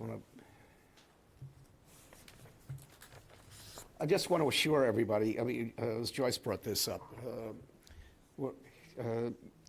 Article 27 is definitely still on the first night. I mean, if you look at the numbering and you look at the articles we got, so it's not as if that's going to be pushed to the second night. And I did have an opportunity to speak with her regarding the local comprehensive plan and the placement, and when I kind of explained that outside of the one petition article, it's following all of the money articles, I think she felt pretty comfortable with its placement. John? May I speak? Yeah. Just a quick question. You can say your name even though I know it. I wasn't planning on speaking. John Chory, Forum Road. I wasn't planning on speaking, but I was listening to the comments on the warrant articles, and particularly the PEG account one, which is what?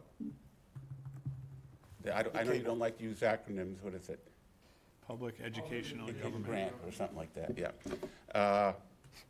You approved roughly $85,000 for the money to come out of the PEG account for the Monomoy school system. I didn't realize that they could draw on that account. That was their either. request. But that's beside the point. My question is Chatham going to contribute to this press box and other things? Whatever their percentage is. Yep. I hope it's more than that. So regarding the press box, they've voted already to fund their portion of it. Okay. And on the studio, I think it's on their town meeting this spring. Okay, great. I'm just curious if they were. And what's their percentage right now? 25, 23? What is it? It's falling even as we speak. 22 and a half. It's like 22. 22%. Okay. And John, just for your own knowledge, it's about 190,000, I think it was, that we just supported. For the PEG account? Yeah, two different articles. Okay, I didn't see the Yeah, first. one was 140 or some odd, and the other was 40-ish some odd, so. Okay, maybe I didn't hear the 100. Yeah. 140. I whispered it. Okay, thank you. All right, so, we can still close the warrant with one proviso here, though.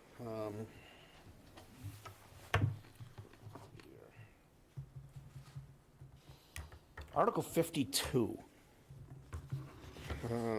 The actual text that appears in the article shows the Finance Committee 6 in favor, 3 opposed. What they really meant was 6 in favor of indefinite postponement, so Okay. that's a I'll scrivener's make sure error that's got to be checked. fixed. I have it correct on this, so I'll I make know, sure but it's not correct. on the warrant itself. I will follow up. Okay. With that, if somebody wanted to make a motion to Mr. close the Chair, warrant. with that edit, I make a motion that we close the 2026 annual town meeting warrant. Second? It's moved, seconded that we close the warrant. As I said, there are going to be a couple of articles that we'll be discussing to give our recommendations to town meeting, but they've all been placed that we were talking about.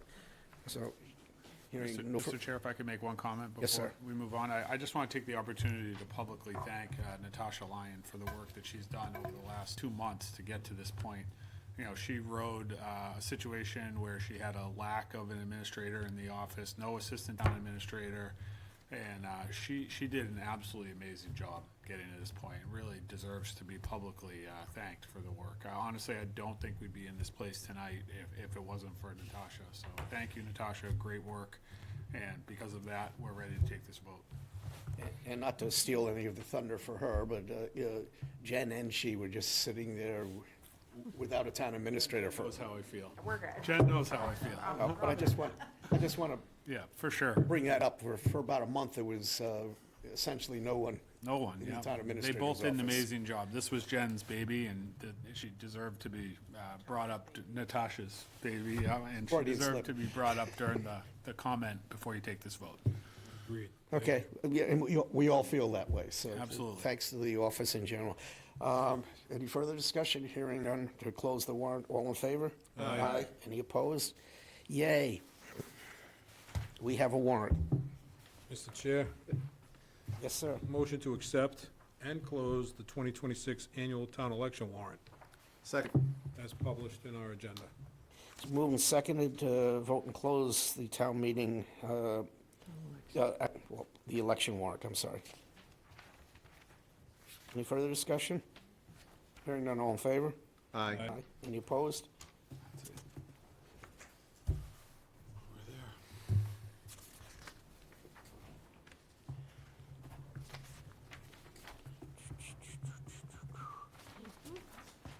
So. The positions on everything? Yeah. All right, let's move forward then. The 3A, the sewer system discussion.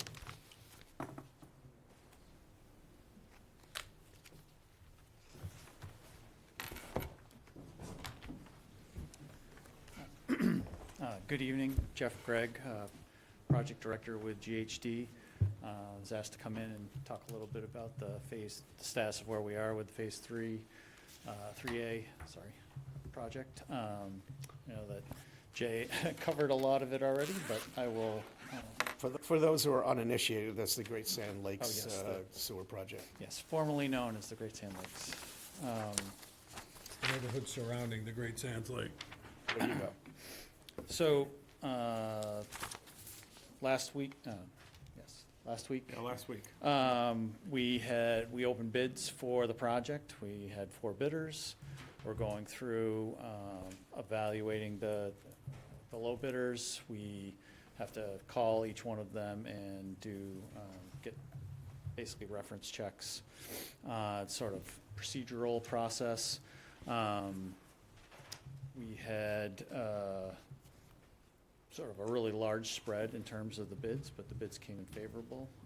So the low bidder was, or the apparent low bidder was Diggett Construction, and they were up around $11 million and change. And then it ranged all the way up to the high bidder, which was somewhere around $21 million. Engineer's estimate was around 18, so it was very similar actually to the Phase 3 project, where the bids came in very favorable for the town.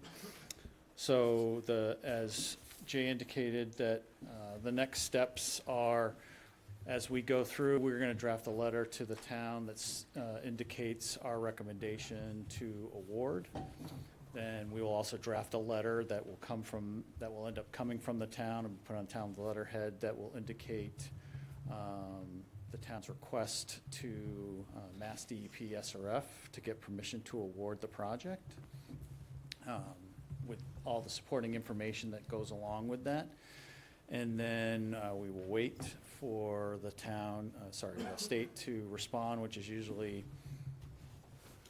2 weeks or so, in which case we'll provide them any other supporting documents that they ask for during that time period. While we're waiting, we assemble the documents in preparation for the low bidder to sign their contracts.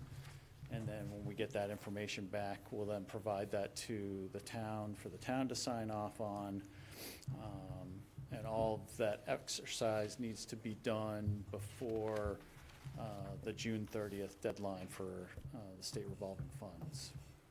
So we will be coordinating with, obviously, the town administration and the board with regards to getting those documents signed. Probably likely sometime in end of April, May, depending on the timing of the letters coming back from the state. And just for the folks who aren't familiar with the whole process, because it's about 3/4 of it, but not the whole thing. Yep. In doing that, prior to June 30th, that also makes us eligible for principal buy down for the Clean Waters Board in the county, which is predicated also on the timely submission to the state SRF for the hopefully 0% financing that we'll get for the overall project. So both things will happen concurrently. Correct. Yes, so as we get those documents back from the state, then yes, that'll that puts the town in the position to actually get that, the SRF funding. We were informed as well that the town will still need to meet the American Iron and Steel, but does not need to meet the Build America, Buy American BABA requirements. So that's also contributed to probably some of the favorable bid prices as well, because that adds another layer of cost of the project. So right now, we're on schedule to meet the June 30th deadline. Correct. Right now, we're on schedule, so we anticipate having, like I said, next week for your,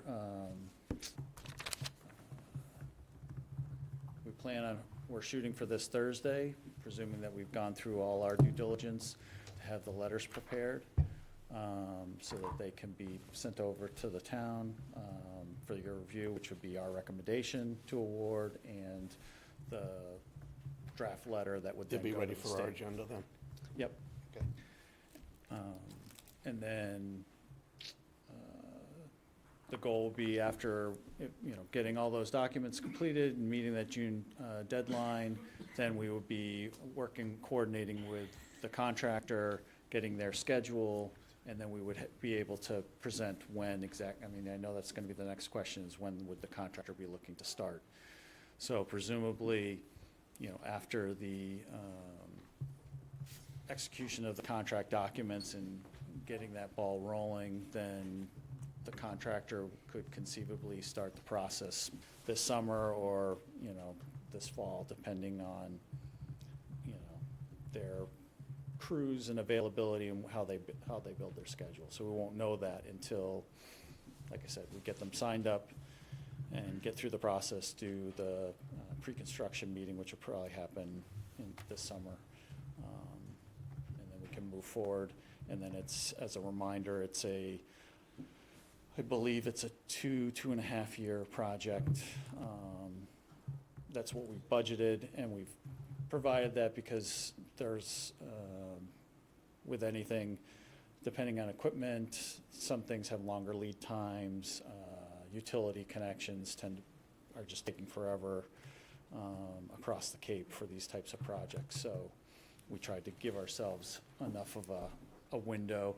We also have restrictions on work on Queen Anne. So we want to make sure that the contractor's going to have to build their schedule around the fact that during the busy season, they're not going to be able to do work on Queen Anne Road.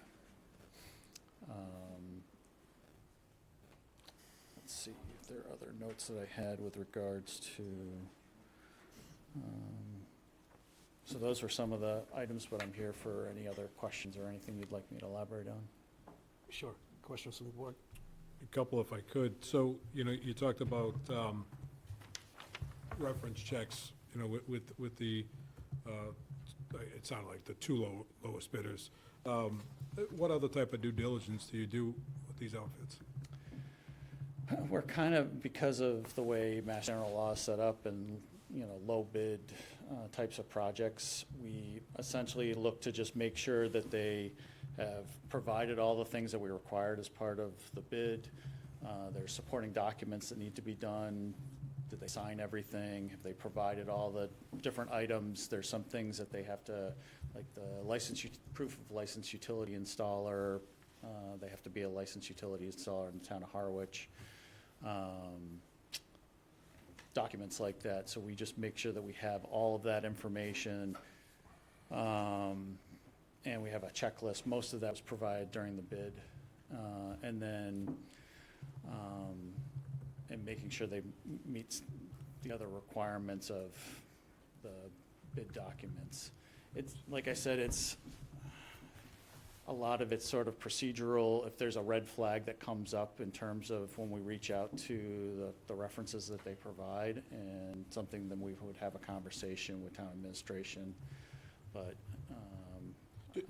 I'll interrupt. Do we look at things such as, history of like progress, like projects, their capacity to handle such a project, safety records, things to that nature?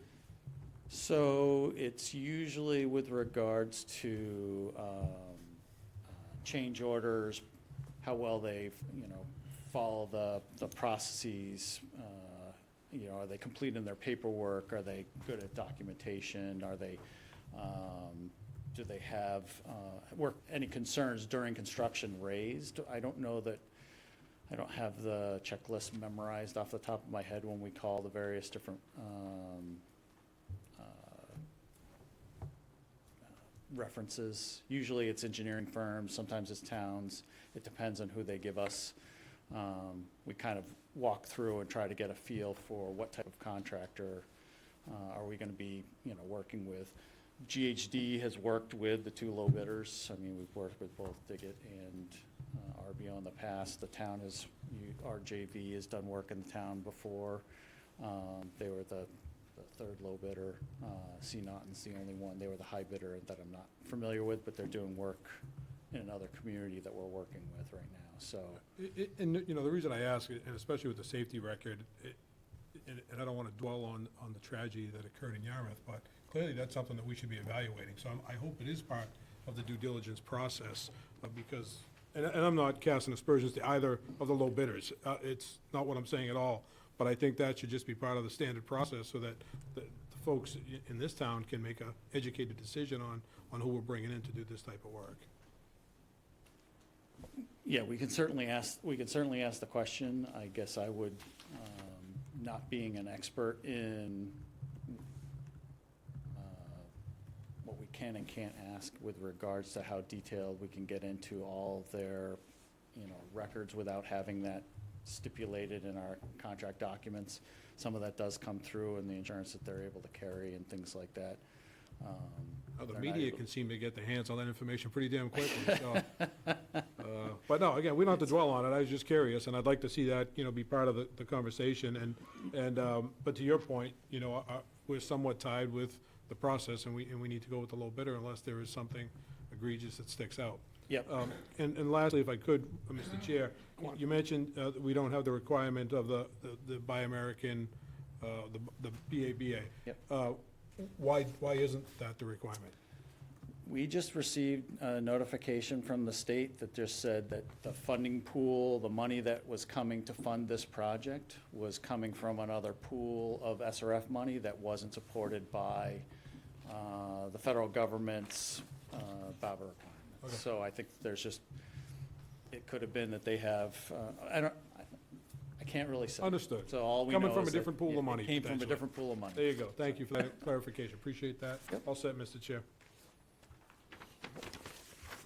Not to muddy the waters, but I also understand that part of their thought process is that they, that's kind of why we wanted to move on with this project. Part of their thought process is that they were going to have an environmental bond issue to borrow money to pay interest on so that they could give it to sewer projects, which the math escapes me if they're paying interest and they're giving it at interest-free.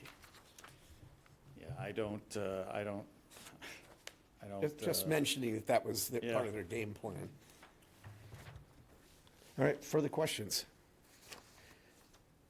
Appreciate it, and appreciate that you're keeping this on target, because it's really important to us. That was the whole reason that we approved at a town meeting, was the sequencing of the SRF money and the principal buy-down. Understood. Yes, we're in good shape right now, like I said, and we're trying to get that paperwork all squared away and get that process as fast as possible so we can keep this moving. And like I said, we'll be coordinating with town administration on the timing of getting signatures and things like that so that we can do it in a timely manner.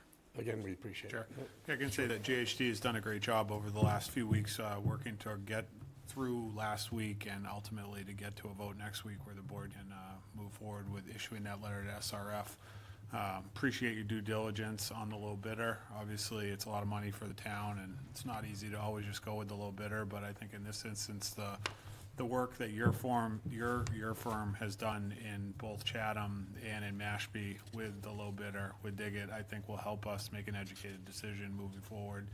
And having just obviously supportive of the BABA in theory, the Buy America, Build America Better agreement, but having just worked through that and like a very large scale water treatment plant project in my previous position, it is really complicated when you get into these really small valves that can only, you have to get waivers on all of those, and we're blessed that we don't have to work with it on a complicated project like this. It's very helpful, especially trying to expedite the process, so. Chief? Thank you, Mr. Chairman. Kevin Considine, Police Chief. I know we'd work directly with whoever the contract goes to, but we've had great luck in this town, and this is from a public safety standpoint, of leaving roads in great condition at the end of the night. And if it's anybody other than that contractor who we've used in the past, who has been outstanding, you go to some of these other towns, these roads are dangerous. They're horrendous.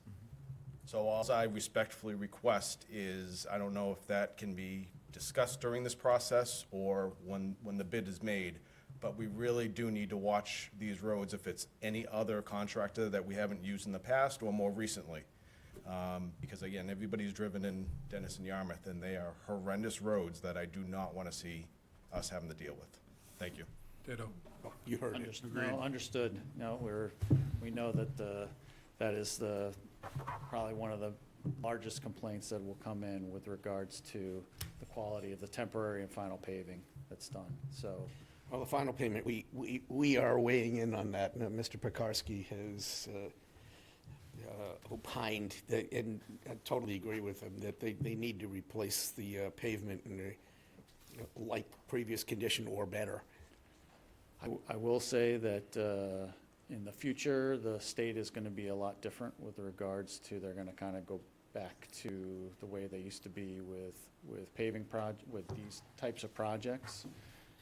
And so there may have to be other funding or ineligible costs that you'll need to carry as part of, it'd still be part of your appropriation, but you may not be able to get the SRF reimbursement for, full road pavings in the future and things like that, so. Great news. Yeah, so.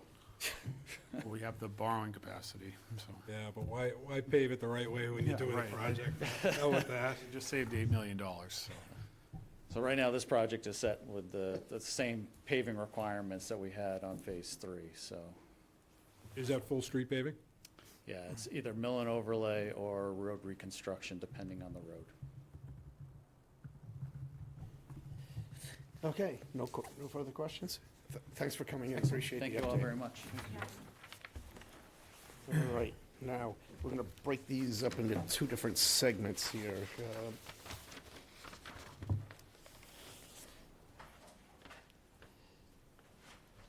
Do you wanna deal with, I'll do B, I'll leave out 1 and 3 for later discussion. Yep.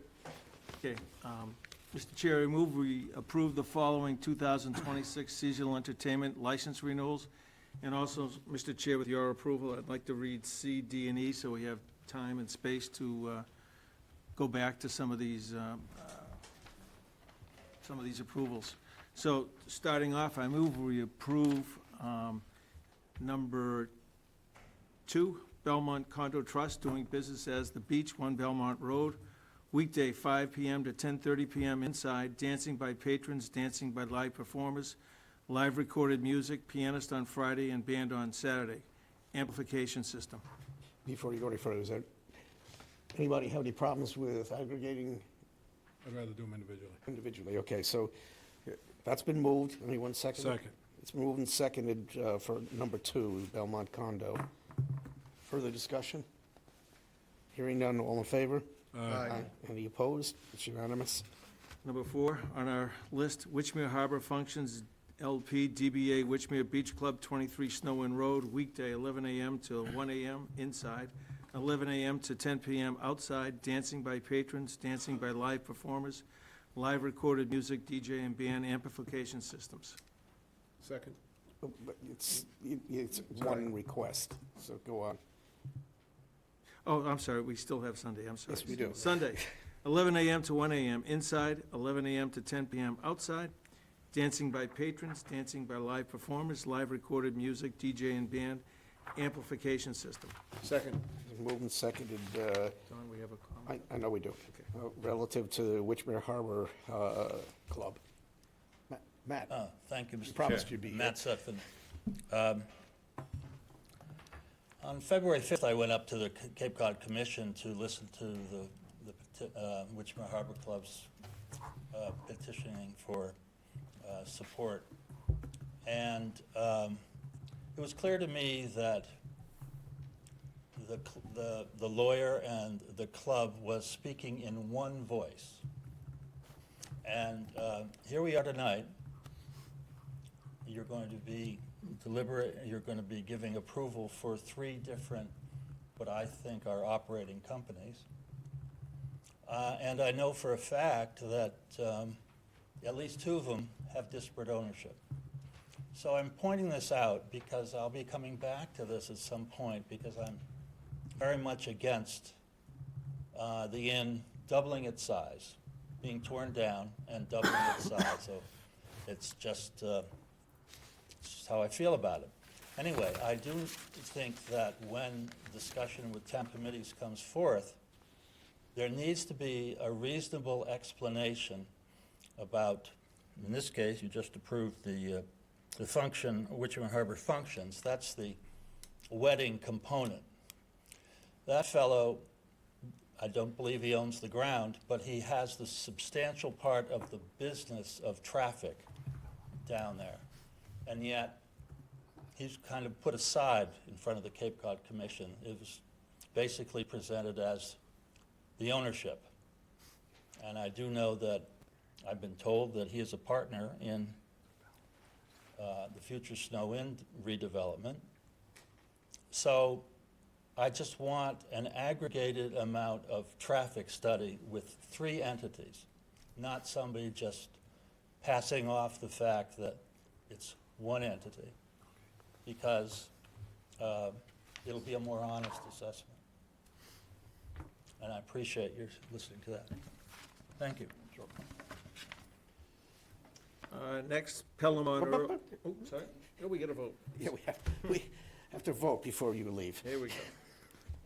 So it's been moved and seconded for the Richmond Harbor Functions, both on weekdays and Sundays. Any further discussion? Mr. Chair, I'll just state that, as the name indicates, this is a function facility, and I believe, as one of the previous speakers mentioned, they do quite a few weddings, so. Further, I could state these are the same requests as last year, for which it's the exact same application that we received last year. And what I was also going to add is it's not only the same request as last year, it is the same footprint as last year. The project we're talking about has yet to come to fruition, so at that point, we would have questions relative to that. But it's the existing facility, and it's the request in front of us. Hearing no further discussion, all in favor? Aye. Any opposed? It's unanimous. Mr. Chair, I move you approve Pelham on Earl, 30 Earl Road, weekday, 11 a.m. to 9 p.m., inside and outside, dancing by live performers, live recorded music, band with singer and musician, amplification system, Sunday, 11 a.m. to 9 p.m., inside and outside, dancing by live performers, live recorded music, band with singer and musician, amplification system. Second? It's moved and seconded. Discussion? Mr. Chair, Yes, sir. I will not support the motion as read. Amplification until 9 p.m. in that residential area is something I do not support. I'm with you. So the motion is to approve it as requested, inside and outside. Further discussion? Let me just take a look real quick, Mr. Chair, at Sure. something, if I could. Same as last year, I believe. Last year, they actually had till 10 p.m. outside, so That's what I'm reading, yeah. reduced so by 1 hour. They're backing it off an hour. 9 p.m. Yeah. Okay, I'm good, thank you. Okay. Any further discussion? Hearing none, all in favor? Aye. Aye. Any opposed? Aye. So 3-2. Mr. Chair, I move we approve the following 2026 seasonal on-premise liquor license renewals. Number 1, 554 Street Bar LLC, DBA Three Monkeys, 554 Route 28, Unit B. You want to take these individually as a group? I'm good. I'm good with. Good with the group? Okay. Number 2, MT Group LLC, DBA Mad Minnow Bar and Kitchen, 554 Route 28.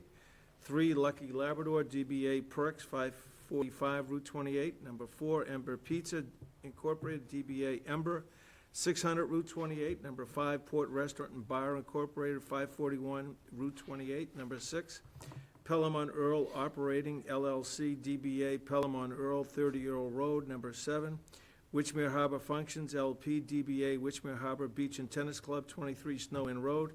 And number 8, Ashwood Food Service Incorporated, DBA Jake's at Cranberry Valley, 183 Oak Street. Second. It's moved and seconded to approve the 2026 seasonal on-premise liquor license renewals as read. Discussion? Hearing none, all in favor? Aye. Any opposed? It's unanimous. Mr. Chair, I move we approve the following 2026 seasonal common victualers license renewals. Number 1, Lucky Labrador Incorporated, DBA Perks, 545 Route 28. Number 2, Witchmere Harbor Functions LP, DBA Witchmere Beach Club, 23 Snow Inn Road. Number 3, Belmont Condominium Trust, DBA The Beach, 1 Belmont Road. Number 4, McPedo Properties LLC, DBA Schoolhouse Ice Cream, 749 Route 28. Number 5, Pelham on Earl, 30 Earl Road. And number 6, Ashwood Food Services Incorporated, DBA Jake's at Cranberry Valley. Second.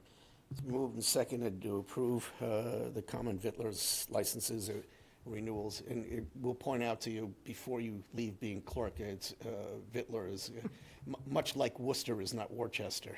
I used to be a teacher, too. Can you believe it? Tell them. That's okay. We're just giving you the common pronunciation. All right, so as read. Any further discussion? He was a shop teacher. You just never watched any westerns, did you? Aye. Aye. I haven't called for a vote yet, but that's pretty good. There's a pre-vote. All in favor? Aye. Any opposed? It's unanimous. E, approve the following 2026 seasonal amusement license renewals. Number 1, the Trampoline Center, 296 Route 28, weekday and Sunday.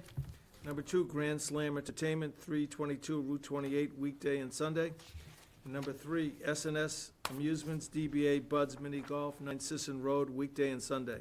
Second. Moved and seconded to approve the 2026 seasonal amusement licenses as read. Further discussion? Hearing none, all in favor?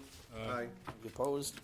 It's 5-0. We'll do F and G as well, Mr. Chair. I'd like to wait on those. Pete, you want to move upward? Where do you want to go, Mr. Chair? Well, let's start with 3, and then we'll work our way to the port, because I know they're here for that.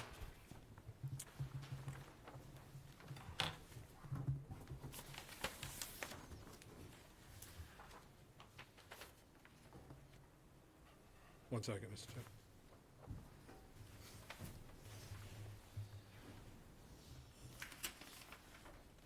Mr. Chair, my motion would be to approve the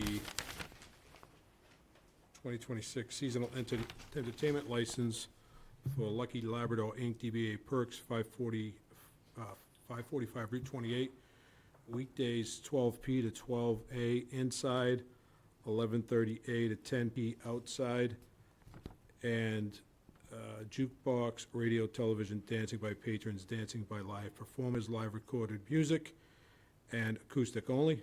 Sunday, 1P to 12A inside, 6P to 10P outside, jukebox, radio, television, dancing by patrons, dancing by live performers, live recorded music, acoustic only.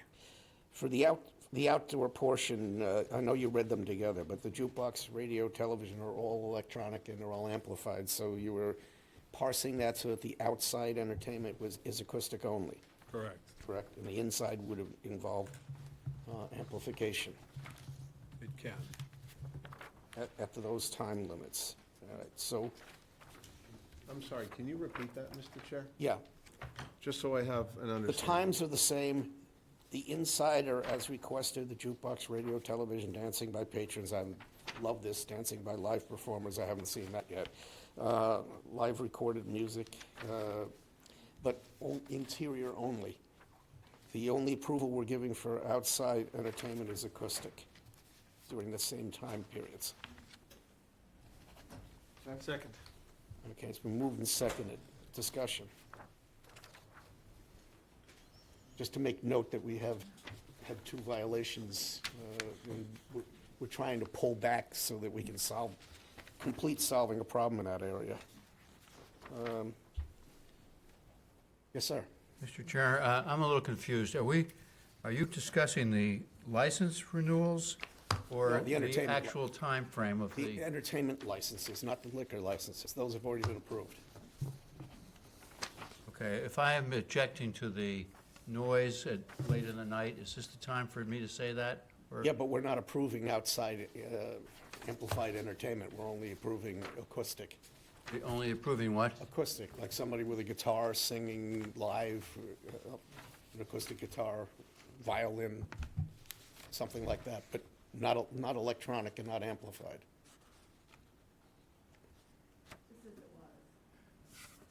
I'm confused. My objection is to loud music. Yeah. After 8 or 9 o'clock. Right. Okay, is that on the We're not table right now? approving the amplification outside. Pardon me? We're not approving amplification outside. That would be loud. Yes, okay, so none of this is going to be discussed? Most that they are going to be allowed to do is utilize acoustic performances, which folks back in the last century used to enjoy, before there was amplification reinforcement.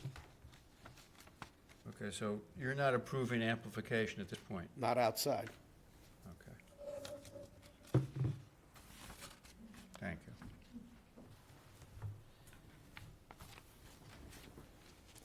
Okay, so we're back again to the motion again. Acoustic only outside from the same time frame, and electronic amplification inside same time frames. Further discussion? Jeff's formulating a thought. I am.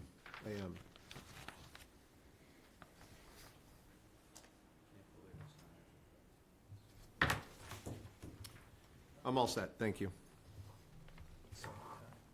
Yeah, I know, the third time you own the pen. All right, so, again, we're on Lucky Labrador, item 3. No further discussion, hearing none, all in favor? Aye. Any opposed? It's 5-0. Okay. Yeah, the applicant can come too. We have 2 seats.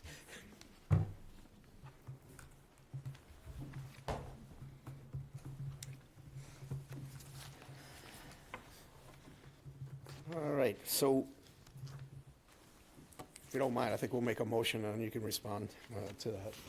So, Mr. Chair, yes, sir. I would make a motion to support the 2026 seasonal entertainment license for the Port Restaurant and Bar, Inc., the DBA The Port, 541 Route 28.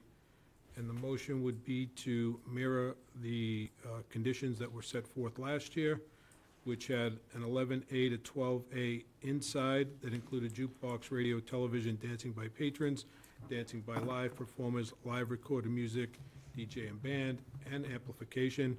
11A to 10P outside, jukebox, radio, television, dancing by patrons, dancing by live performers, live recorded music, acoustic only. Outside?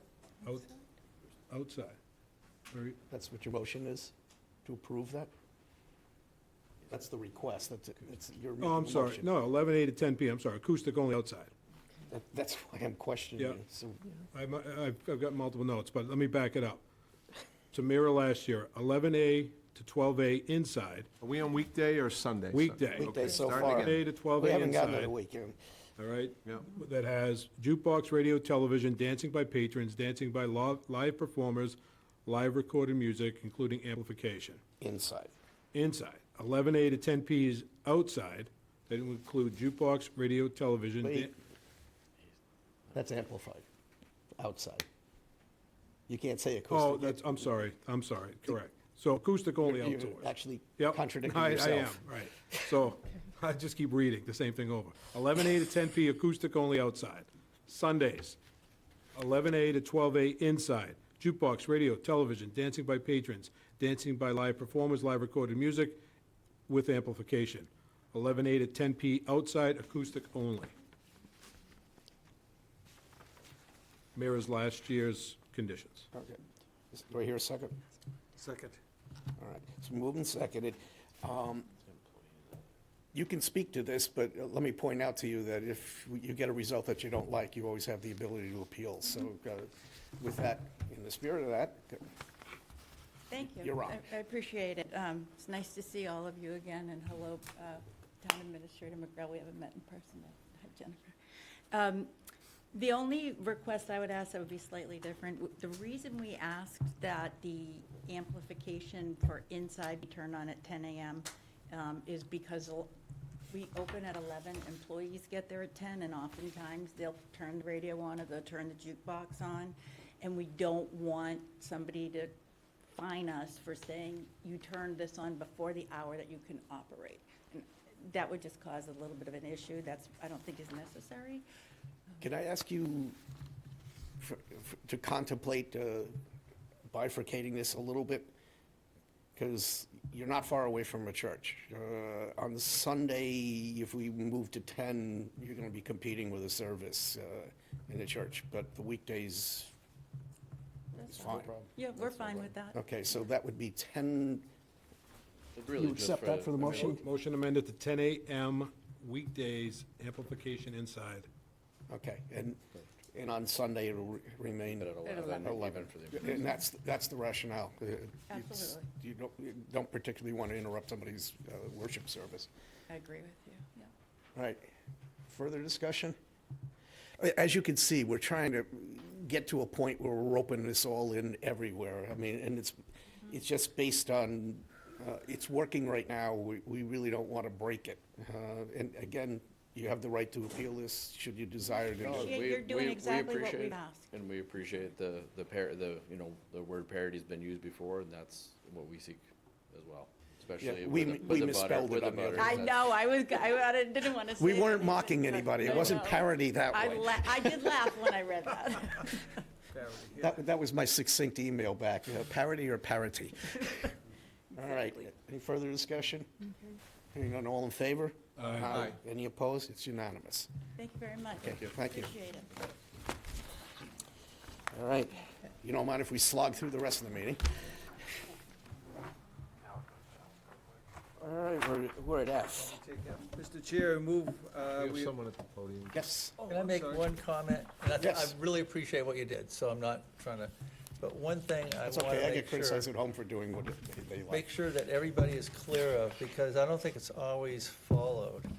And there's in the license, on 110D, it says, when any noise, disturbance, misconduct, disorder, act, or activities occur in the licensed premises or in the area in front or adjacent to the licensed premises, or in parking lot provided by the license for use of its patrons, which in judgment of the authority, meaning you, the police, I guess, adversely affects the protection, health, welfare, and safety or repose of the residents of the area in which the licensed premises are located, or results in licensed premises becoming the focal point of police attention.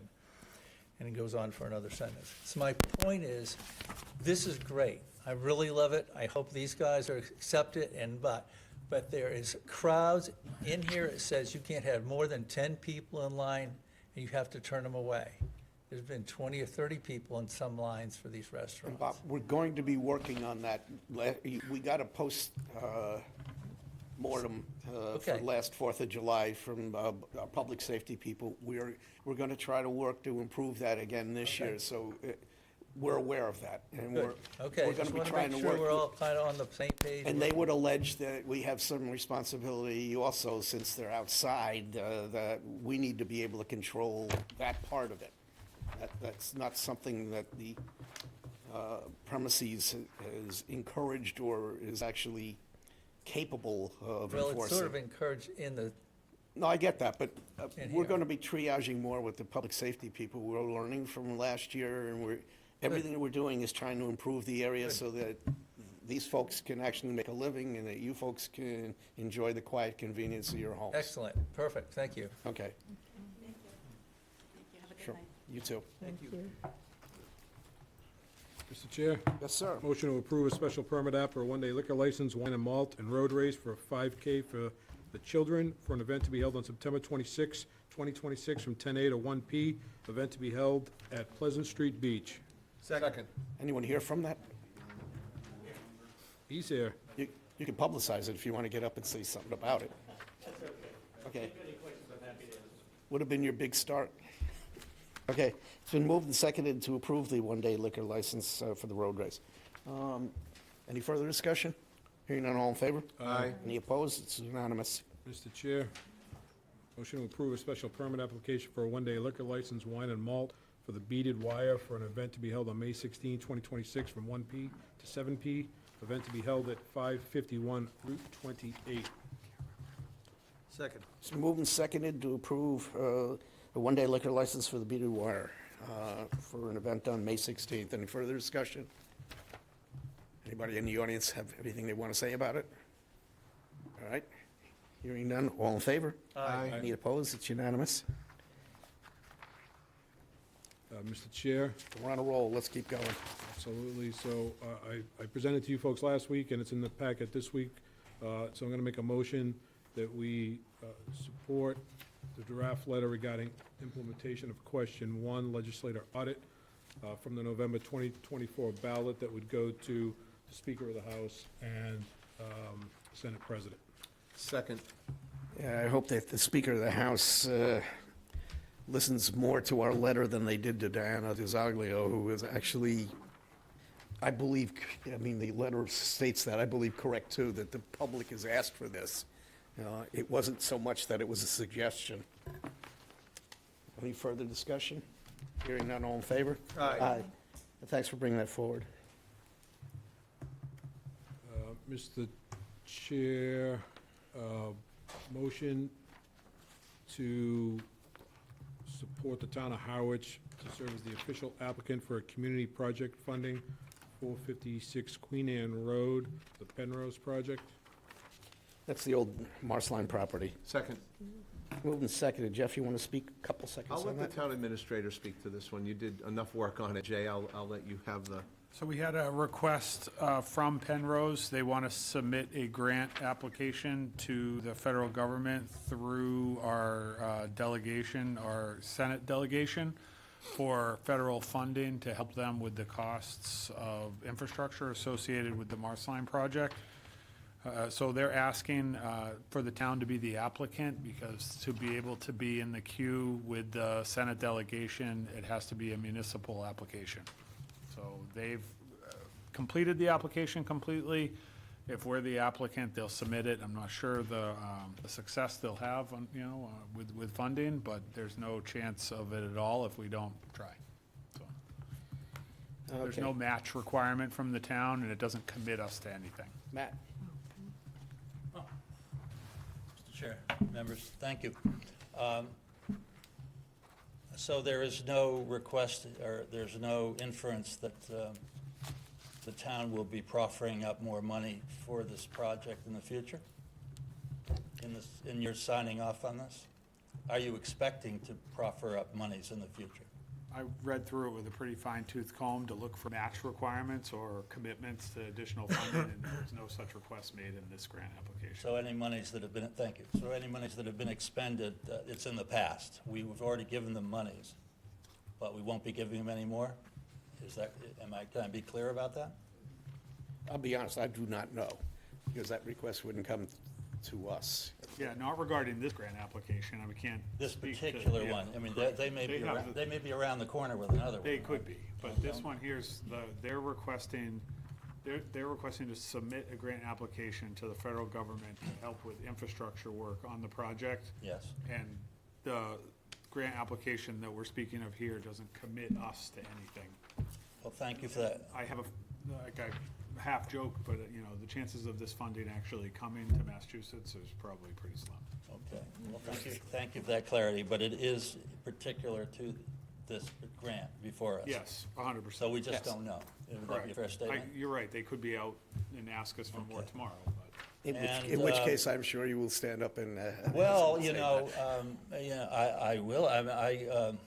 I consider this frankly corporate welfare when the town gives money because they're going to build it anyway. All they want. Not on this project, On Matt. Penrose?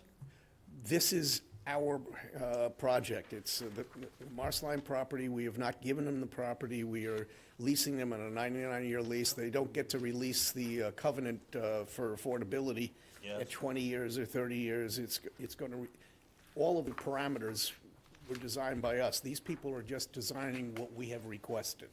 Okay, well, thank you. I'll admit to not being completely clear on this. However, it's being funded corporately, and but we need somebody to build it, is my point, because we have said what we want.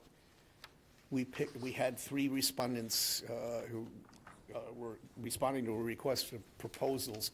We retain ownership of the land, and we're steering, the project ourselves. It is not quite like a 40B where the company is asking to build the project and that they are fully invested and it's their project and they make the money. These people are building for us. okay, well, thank you. I appreciate the greater clarity.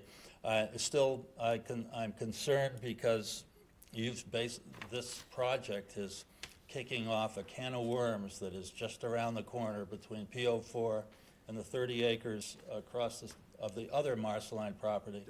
It's going to be a hornet's nest of traffic 10 years out in that area.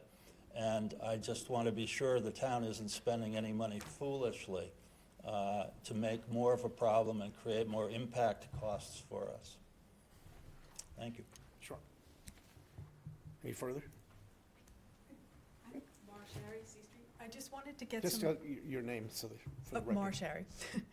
And I was just wondering if I could get some clarification. There's going to be 0 amplification. It's just going to be acoustic at the Port and Perk. Oh, yeah, you waited for the past subject. I know, it already passed, but it went. Amplification that's going to be allowed is inside. I mean, so they want to play music inside, they get to do that, but not outside. Okay, and now what about the decibels? Because actually, when they have a DJ there at night, I can hear it from my house when it's inside. And as I said, this is a work in progress. Every year, we're trying to improve it a little bit more, and is the chief still here? No. Oh. I mean, and I guess what I'm wondering is, it was a restaurant, and then Harwich Port became a nightclub town. No, it wasn't a restaurant, it was Butler's, if you wanted to buy a Oh, blouse. no, I've been here my whole life. No, it was Butner's, and then it became a clothing place, and then they bought it, tore down the house without getting approval next door, and then it was a restaurant, and then it became a nightclub. They themselves have said that up until 9, they serve restaurant food, and at 9 o'clock, there's a different clientele. We are going to be working our way towards that I in the same appreciate way it. that we're working methodically this way, but we have to work within the confines of the law. We'll be monitoring this much more closely as we go along this summer. We learned a lot of lessons from the 4th of July last year. Partly that's our own problem that we have to address too. But you're right about the decibels, and we are in no way blessing the internal amplification to make up for the lack of outside. Because it's a nightclub sound, and I can hear it in my house. Totally get it. From their establishment. As we move along, we still have our noise bylaw, and we still have the ability to measure it. It's imprecise. We got to be talking more about how to fix that too. But we can't do everything all at once. This past year, we were kind of absorbed with picking a town administrator and getting a finance director and little things like that. It just is weary spending my time calling the police. No, it's worth it. But It's absolutely worth it, because as far as we're concerned, this is it's a new year, it's a new sheet of paper. We got a new town administrator who would be sitting in on any complaints ultimately. The police department is dedicated to making sure that we improve that area over last year. I mean, I'd like nothing more than to have a great summer in Harwich Port. We do too, and we got the petition that the neighbors had signed, so we're aware that it's a sensitive issue, and that we're working towards it. Okay, thanks. I just wanted to, thank you. It's perfectly legitimate, and we understand, so we'll just keep working at it until there's no more complaints left. All right, so, we're still on the, we've moved back from the license back to the, supporting the Penrose project. Any further discussion? The only comment I'll make briefly is that, within the application that Jay was able to obtain, it talked about have you previously applied for these funds in the past, whatever, 5 years. We don't have anything on the horizon, so I'm not concerned with us putting our name forward on this one. But in all likelihood, if you were to receive the funds, you're probably not eligible again for 5 years. But again, I just wanted to state that as to one of the reasons in which we're probably being asked to do this. I'd be willing to close town hall for a day of celebration if the federal government actually does cover this. I'm in agreement with all that. I just wanted to state that. We're giving it a shot. I wouldn't give you much of its chances. Yep, I agree. All right, so any further discussion? Hearing none, all in favor? Aye. Any opposed? All right, it's unanimous. That's for our signature, right, as a town, or is it going to be? Maybe you should authorize me to sign it if somebody needs to. Is that what I heard in the motion? So moved. That was the motion, right? Who seconded it? I have no idea what you just said. Somebody's got to sign it. Jay's authorized to sign on our behalf. Yeah. Yes. I seconded it. Yeah, okay, so that was what you understood, right? He Yeah. was going to sign it? Good, I did. thank you. I'm catching up here. Must be after 8 o'clock. Got to keep up with this here. All right, discussion and possible vote to approve the harbor master to provide surplus dredge material to be publicly bid. Mr. Chair? Yes, sir. So just an update regarding beach nourishment. Our harbor master, Harker, is here this evening to answer questions as well, but I'll give a quick update, history and where we're at tonight and the consideration that we're asking the board to take. First is a little bit of a history. In 2012, the town established a policy for disposing of surplus goods and equipment, basically sets the value at $5,000. So the value of the sand that we take off out of the dredging spoils and onto the beaches is valued at over $5,000. We would need to issue an invitation for bid to move forward with this. This all relates to dredging that we have coming up in the next 3 weeks here, in the next month, basically, before May 1st. The last two times we put an invitation for bid together regarding beach nourishment was in 2018 and 2021. In 2018, we basically sold 8,000 cubic yards at $9 per cubic yard. And in 2021, got a little bit more aggressive and were able to sell 10,000 cubic yards at $9, a minimum of $9 per cubic yard, and we received revenue estimated around $130,000 the last time we went out to bid on this. For future bids, what we're looking to do, like I said, we have the dredge coming in the next month here with the deadline of May 1st. We're going to nourish the town beaches first, and then we estimate having 4,000 cubic yards of leftover dredge material that we could offload and sell to some of the beaches in the area. We're looking to set the price at $26.50 per cubic yard as a minimum, with 350 cubic yards as also a minimum for the minimum amount we would sell. The $26.50 obviously seems a lot higher than what it was in 2021, but that's our cost from Barnstable County per ton for the dredging material. So we're just literally passing the cost along that we're going to have to pay from Barnstable County. So we're looking to do a bid that would be published in the Cape Cod Times that starts this week on the 3rd. We have to require, from the policy, we're required to advertise for 2 weeks, and the bids would close on April the 16th. At that point in time, John would be notifying interested parties, or actually, he has a list of people. There's a lot of interest in this sand. People are very, very interested in moving forward with this. So he has a list of interested parties that he'd reach out to probably tomorrow to let them know that this bid is coming. The estimated revenue that we potentially collect would be in the proximity of about $100,000 if we're able to sell this sand. But honestly, we're going to put in the bid that the town reserves the full right to not fulfill all or any portion of the projected bid, because the volume surveyed is obviously it's in flux. We don't know exactly what we're going to take out until we get into this work. It's surveyed volumes, this is availability, and it's also due to the county dredge when the boat's available, so, you know, they could pull out at any time, weather could impact all of this. There could be a chance there ends up being no sand for sale at the end of the day because of issues on the ground. Bids will consider proximity of material being delivered to multiple locations, so basically that relates to how are we going to determine who we're going to sell the sand to? Not everybody that puts in a bid is guaranteed sand. It's going to relate to the proximity to the barge and where the dredge is and how much we can actually, you know, whoever's closest and whoever is most timely for us to dispose of this material is going to be in a lucky enough situation to be able to receive the sand. That said, I have John here to answer questions as well if you have any, but we'd like the board to move to allow us to move forward or not if you're not interested. John, I got a quick question for you. Are we going to do any nutrification of our own Nantucket Sound beaches? Because I know in the past, I forget which beach it is, but the one that the Vineyard Electric gets its electricity from is Gray Neck, yeah, is drastically eroded through the years. Are you going to do any nutrification for ourselves with that first, or are you going to just put it all out? Good evening, Mr. Chair and Board. Thank you very much, Mr. McGrail, for giving that. That was a crash course I gave him today in his office. I didn't know anything about this morning. You so sounded good. You didn't have that memo? Yeah. You sounded good doing it. Phenomenal.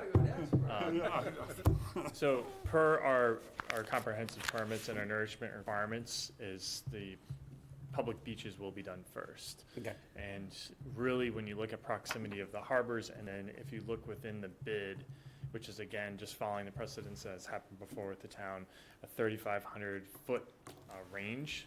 So kind of take a swing circle from wherever the dredge is going to be operating. That's really their maximum that they can actually push the hose out without having a booster rig attached to, which increases the price, which increases the complexity of the dredge. So what we do with Allen Harbor is we'll move west first, and we'll kind of work on that Gray Neck, and then we'll kind of work our way down to Earl, and then we actually did some replenishment already with the excavator on Brooks and Earl, and then anything to the east, Allen Harbor can complement those beaches like Wabautesia, and then with Saquatucket, it's a little bit more complicated there, but that will be primarily be used for Red River. So we do hit all of our spots first, and the beach, the town beaches are the priority, and that's why I was conservative a little bit with the estimates on what we had this year, just being that, as we know, and we've seen through articles from the Boston Globe, the Cape Cod Times, beach erosion around the New England has been severe, to say the least. So I have to be complementing the public beaches first, and then looking at what we can do for our private. But I think we're in a good position this year. I just wanted to bring it up so the public could hear that. It's not like we're selling off the dredge materials, but we're winding up allowing our beaches, our own beaches to erode, so. Yes, sir, and if I can just make one other comment too, we have not completed our surveys of the harbors yet. So what that is that they'll actually go in and they'll do the scanning to meet the requirements to see how we can get down to a mean low of 6 feet, because that's the requirements of our Army Corps and DEP permits. They'll scope that out, and then they'll get an estimation off of that, those cubic yards that will be removed. Those pre-dredges haven't happened yet, but just looking at what we've been dealing with at Allen Harbor and what we've been seeing in Saquatucket, I assume that we're going to be in the higher range above the annual averages for both those harbors. Okay, questions? Quickly, when the dredge arrives, how long do you have it here? It depends on the quantity. Yeah. So if we look at, say, Saquatucket has 8,000 yards, and going back to what Mr. McGrail said about 350 yards being a minimum bid per private, the dredge will operate they can probably dredge about 400 yards every 4 hours. So if you accumulate that into like 8,000 yards, they can probably, if they're going continuous and just dumping on one beach, they may be a little bit higher. But if we're looking at an 8,000 yard campaign just for Saquatucket, that would be over a week. And so we're kind of up against a backstop of May 1st as well, because of significant time of year restrictions that are imposed by DMF and DEP. We're hoping to have the dredge working in town, hopefully like the week of the 20th. So hopefully have 2 full weeks of dredging work. Okay. A lot of it's predicated on how soon we can advertise and stuff too. Yeah. Further questions? The only other thing I was gonna say is, no surprise to anybody sitting here, but I would've gone over the 2650, to be honest with you, but We actually, it's. Consistent. I'm staying with, well, I will say that that's the minimum bid.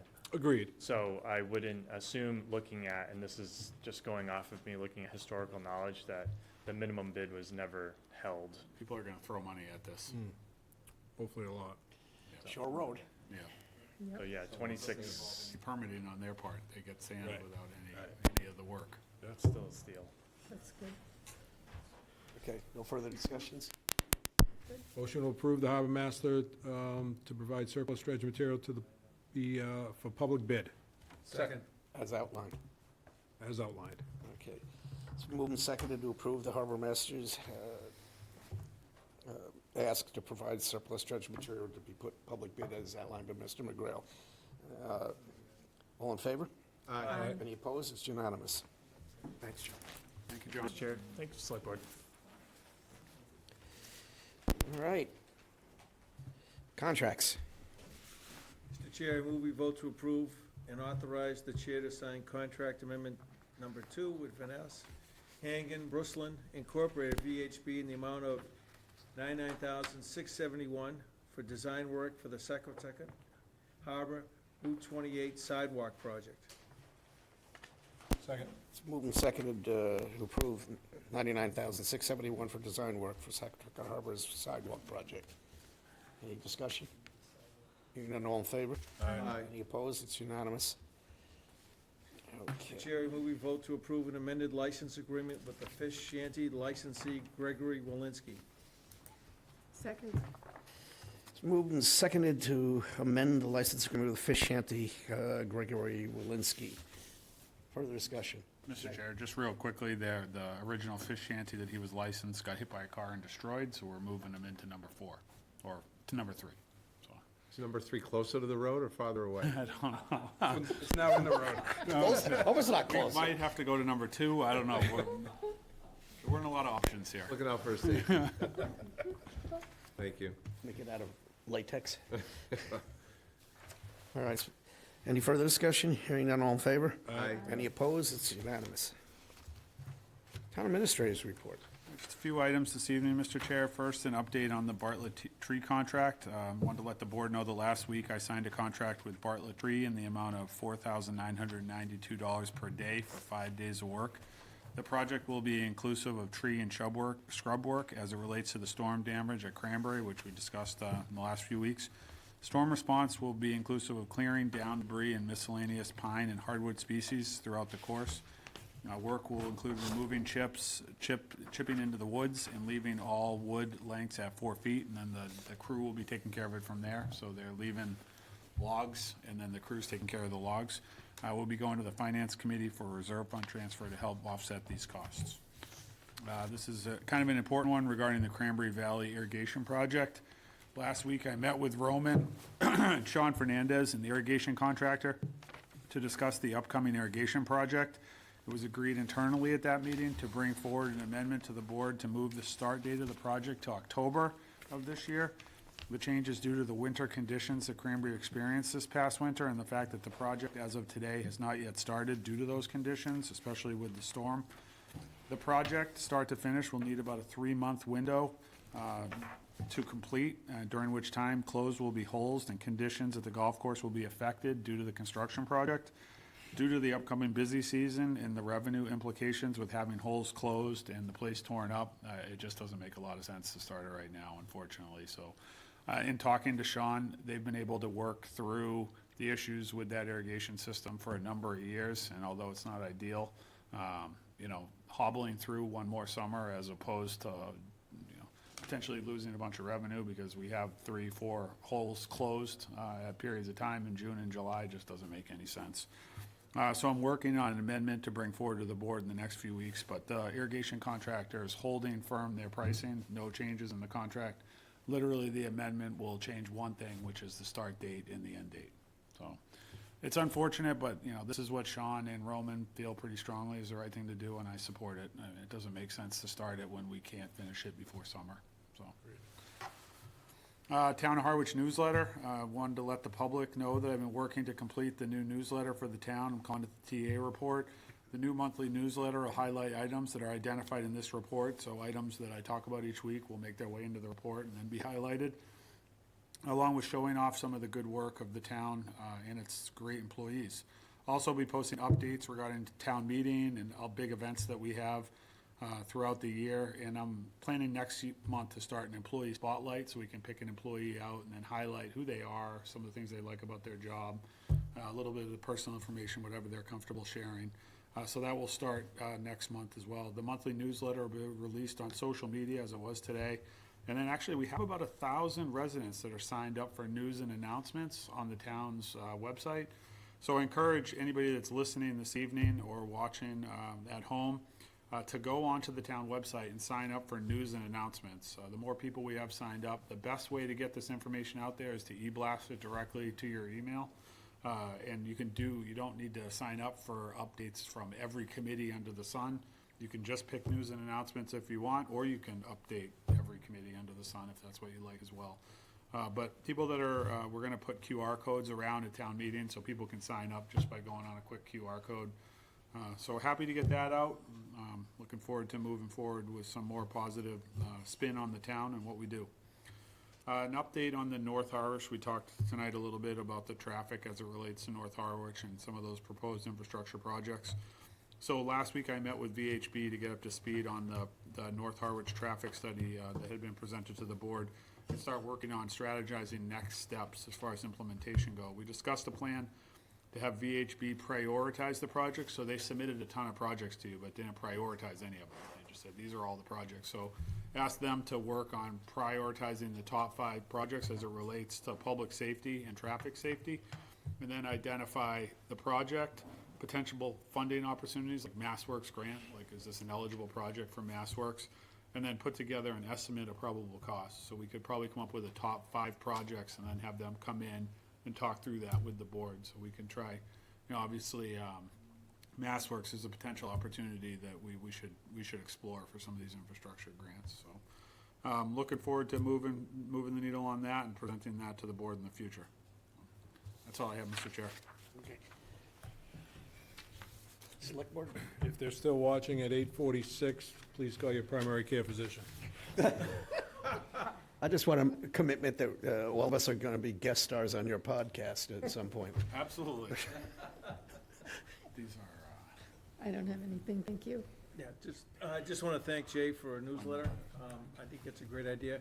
Jay, just if you could check, I tried to sign up, yes, I tried to sign up for today and it asked me for a password, so maybe on the website you can have clearer, maybe me. Clear instructions. Let me in right away. Well, you are you. How to do it in Florida? Just clear instructions on how to get on, because it couldn't asks do me it for from an email Florida. and a password, and I don't know where the password. Yeah, I don't know where the password comes. Yeah, so just All we checking need that, is but who you thank are. you so much for getting that going. Thank you. Thank you, and yeah, Jay, the newsletter was great. A little Jay McGrail heavy this time, I understand why. Hopefully that changes.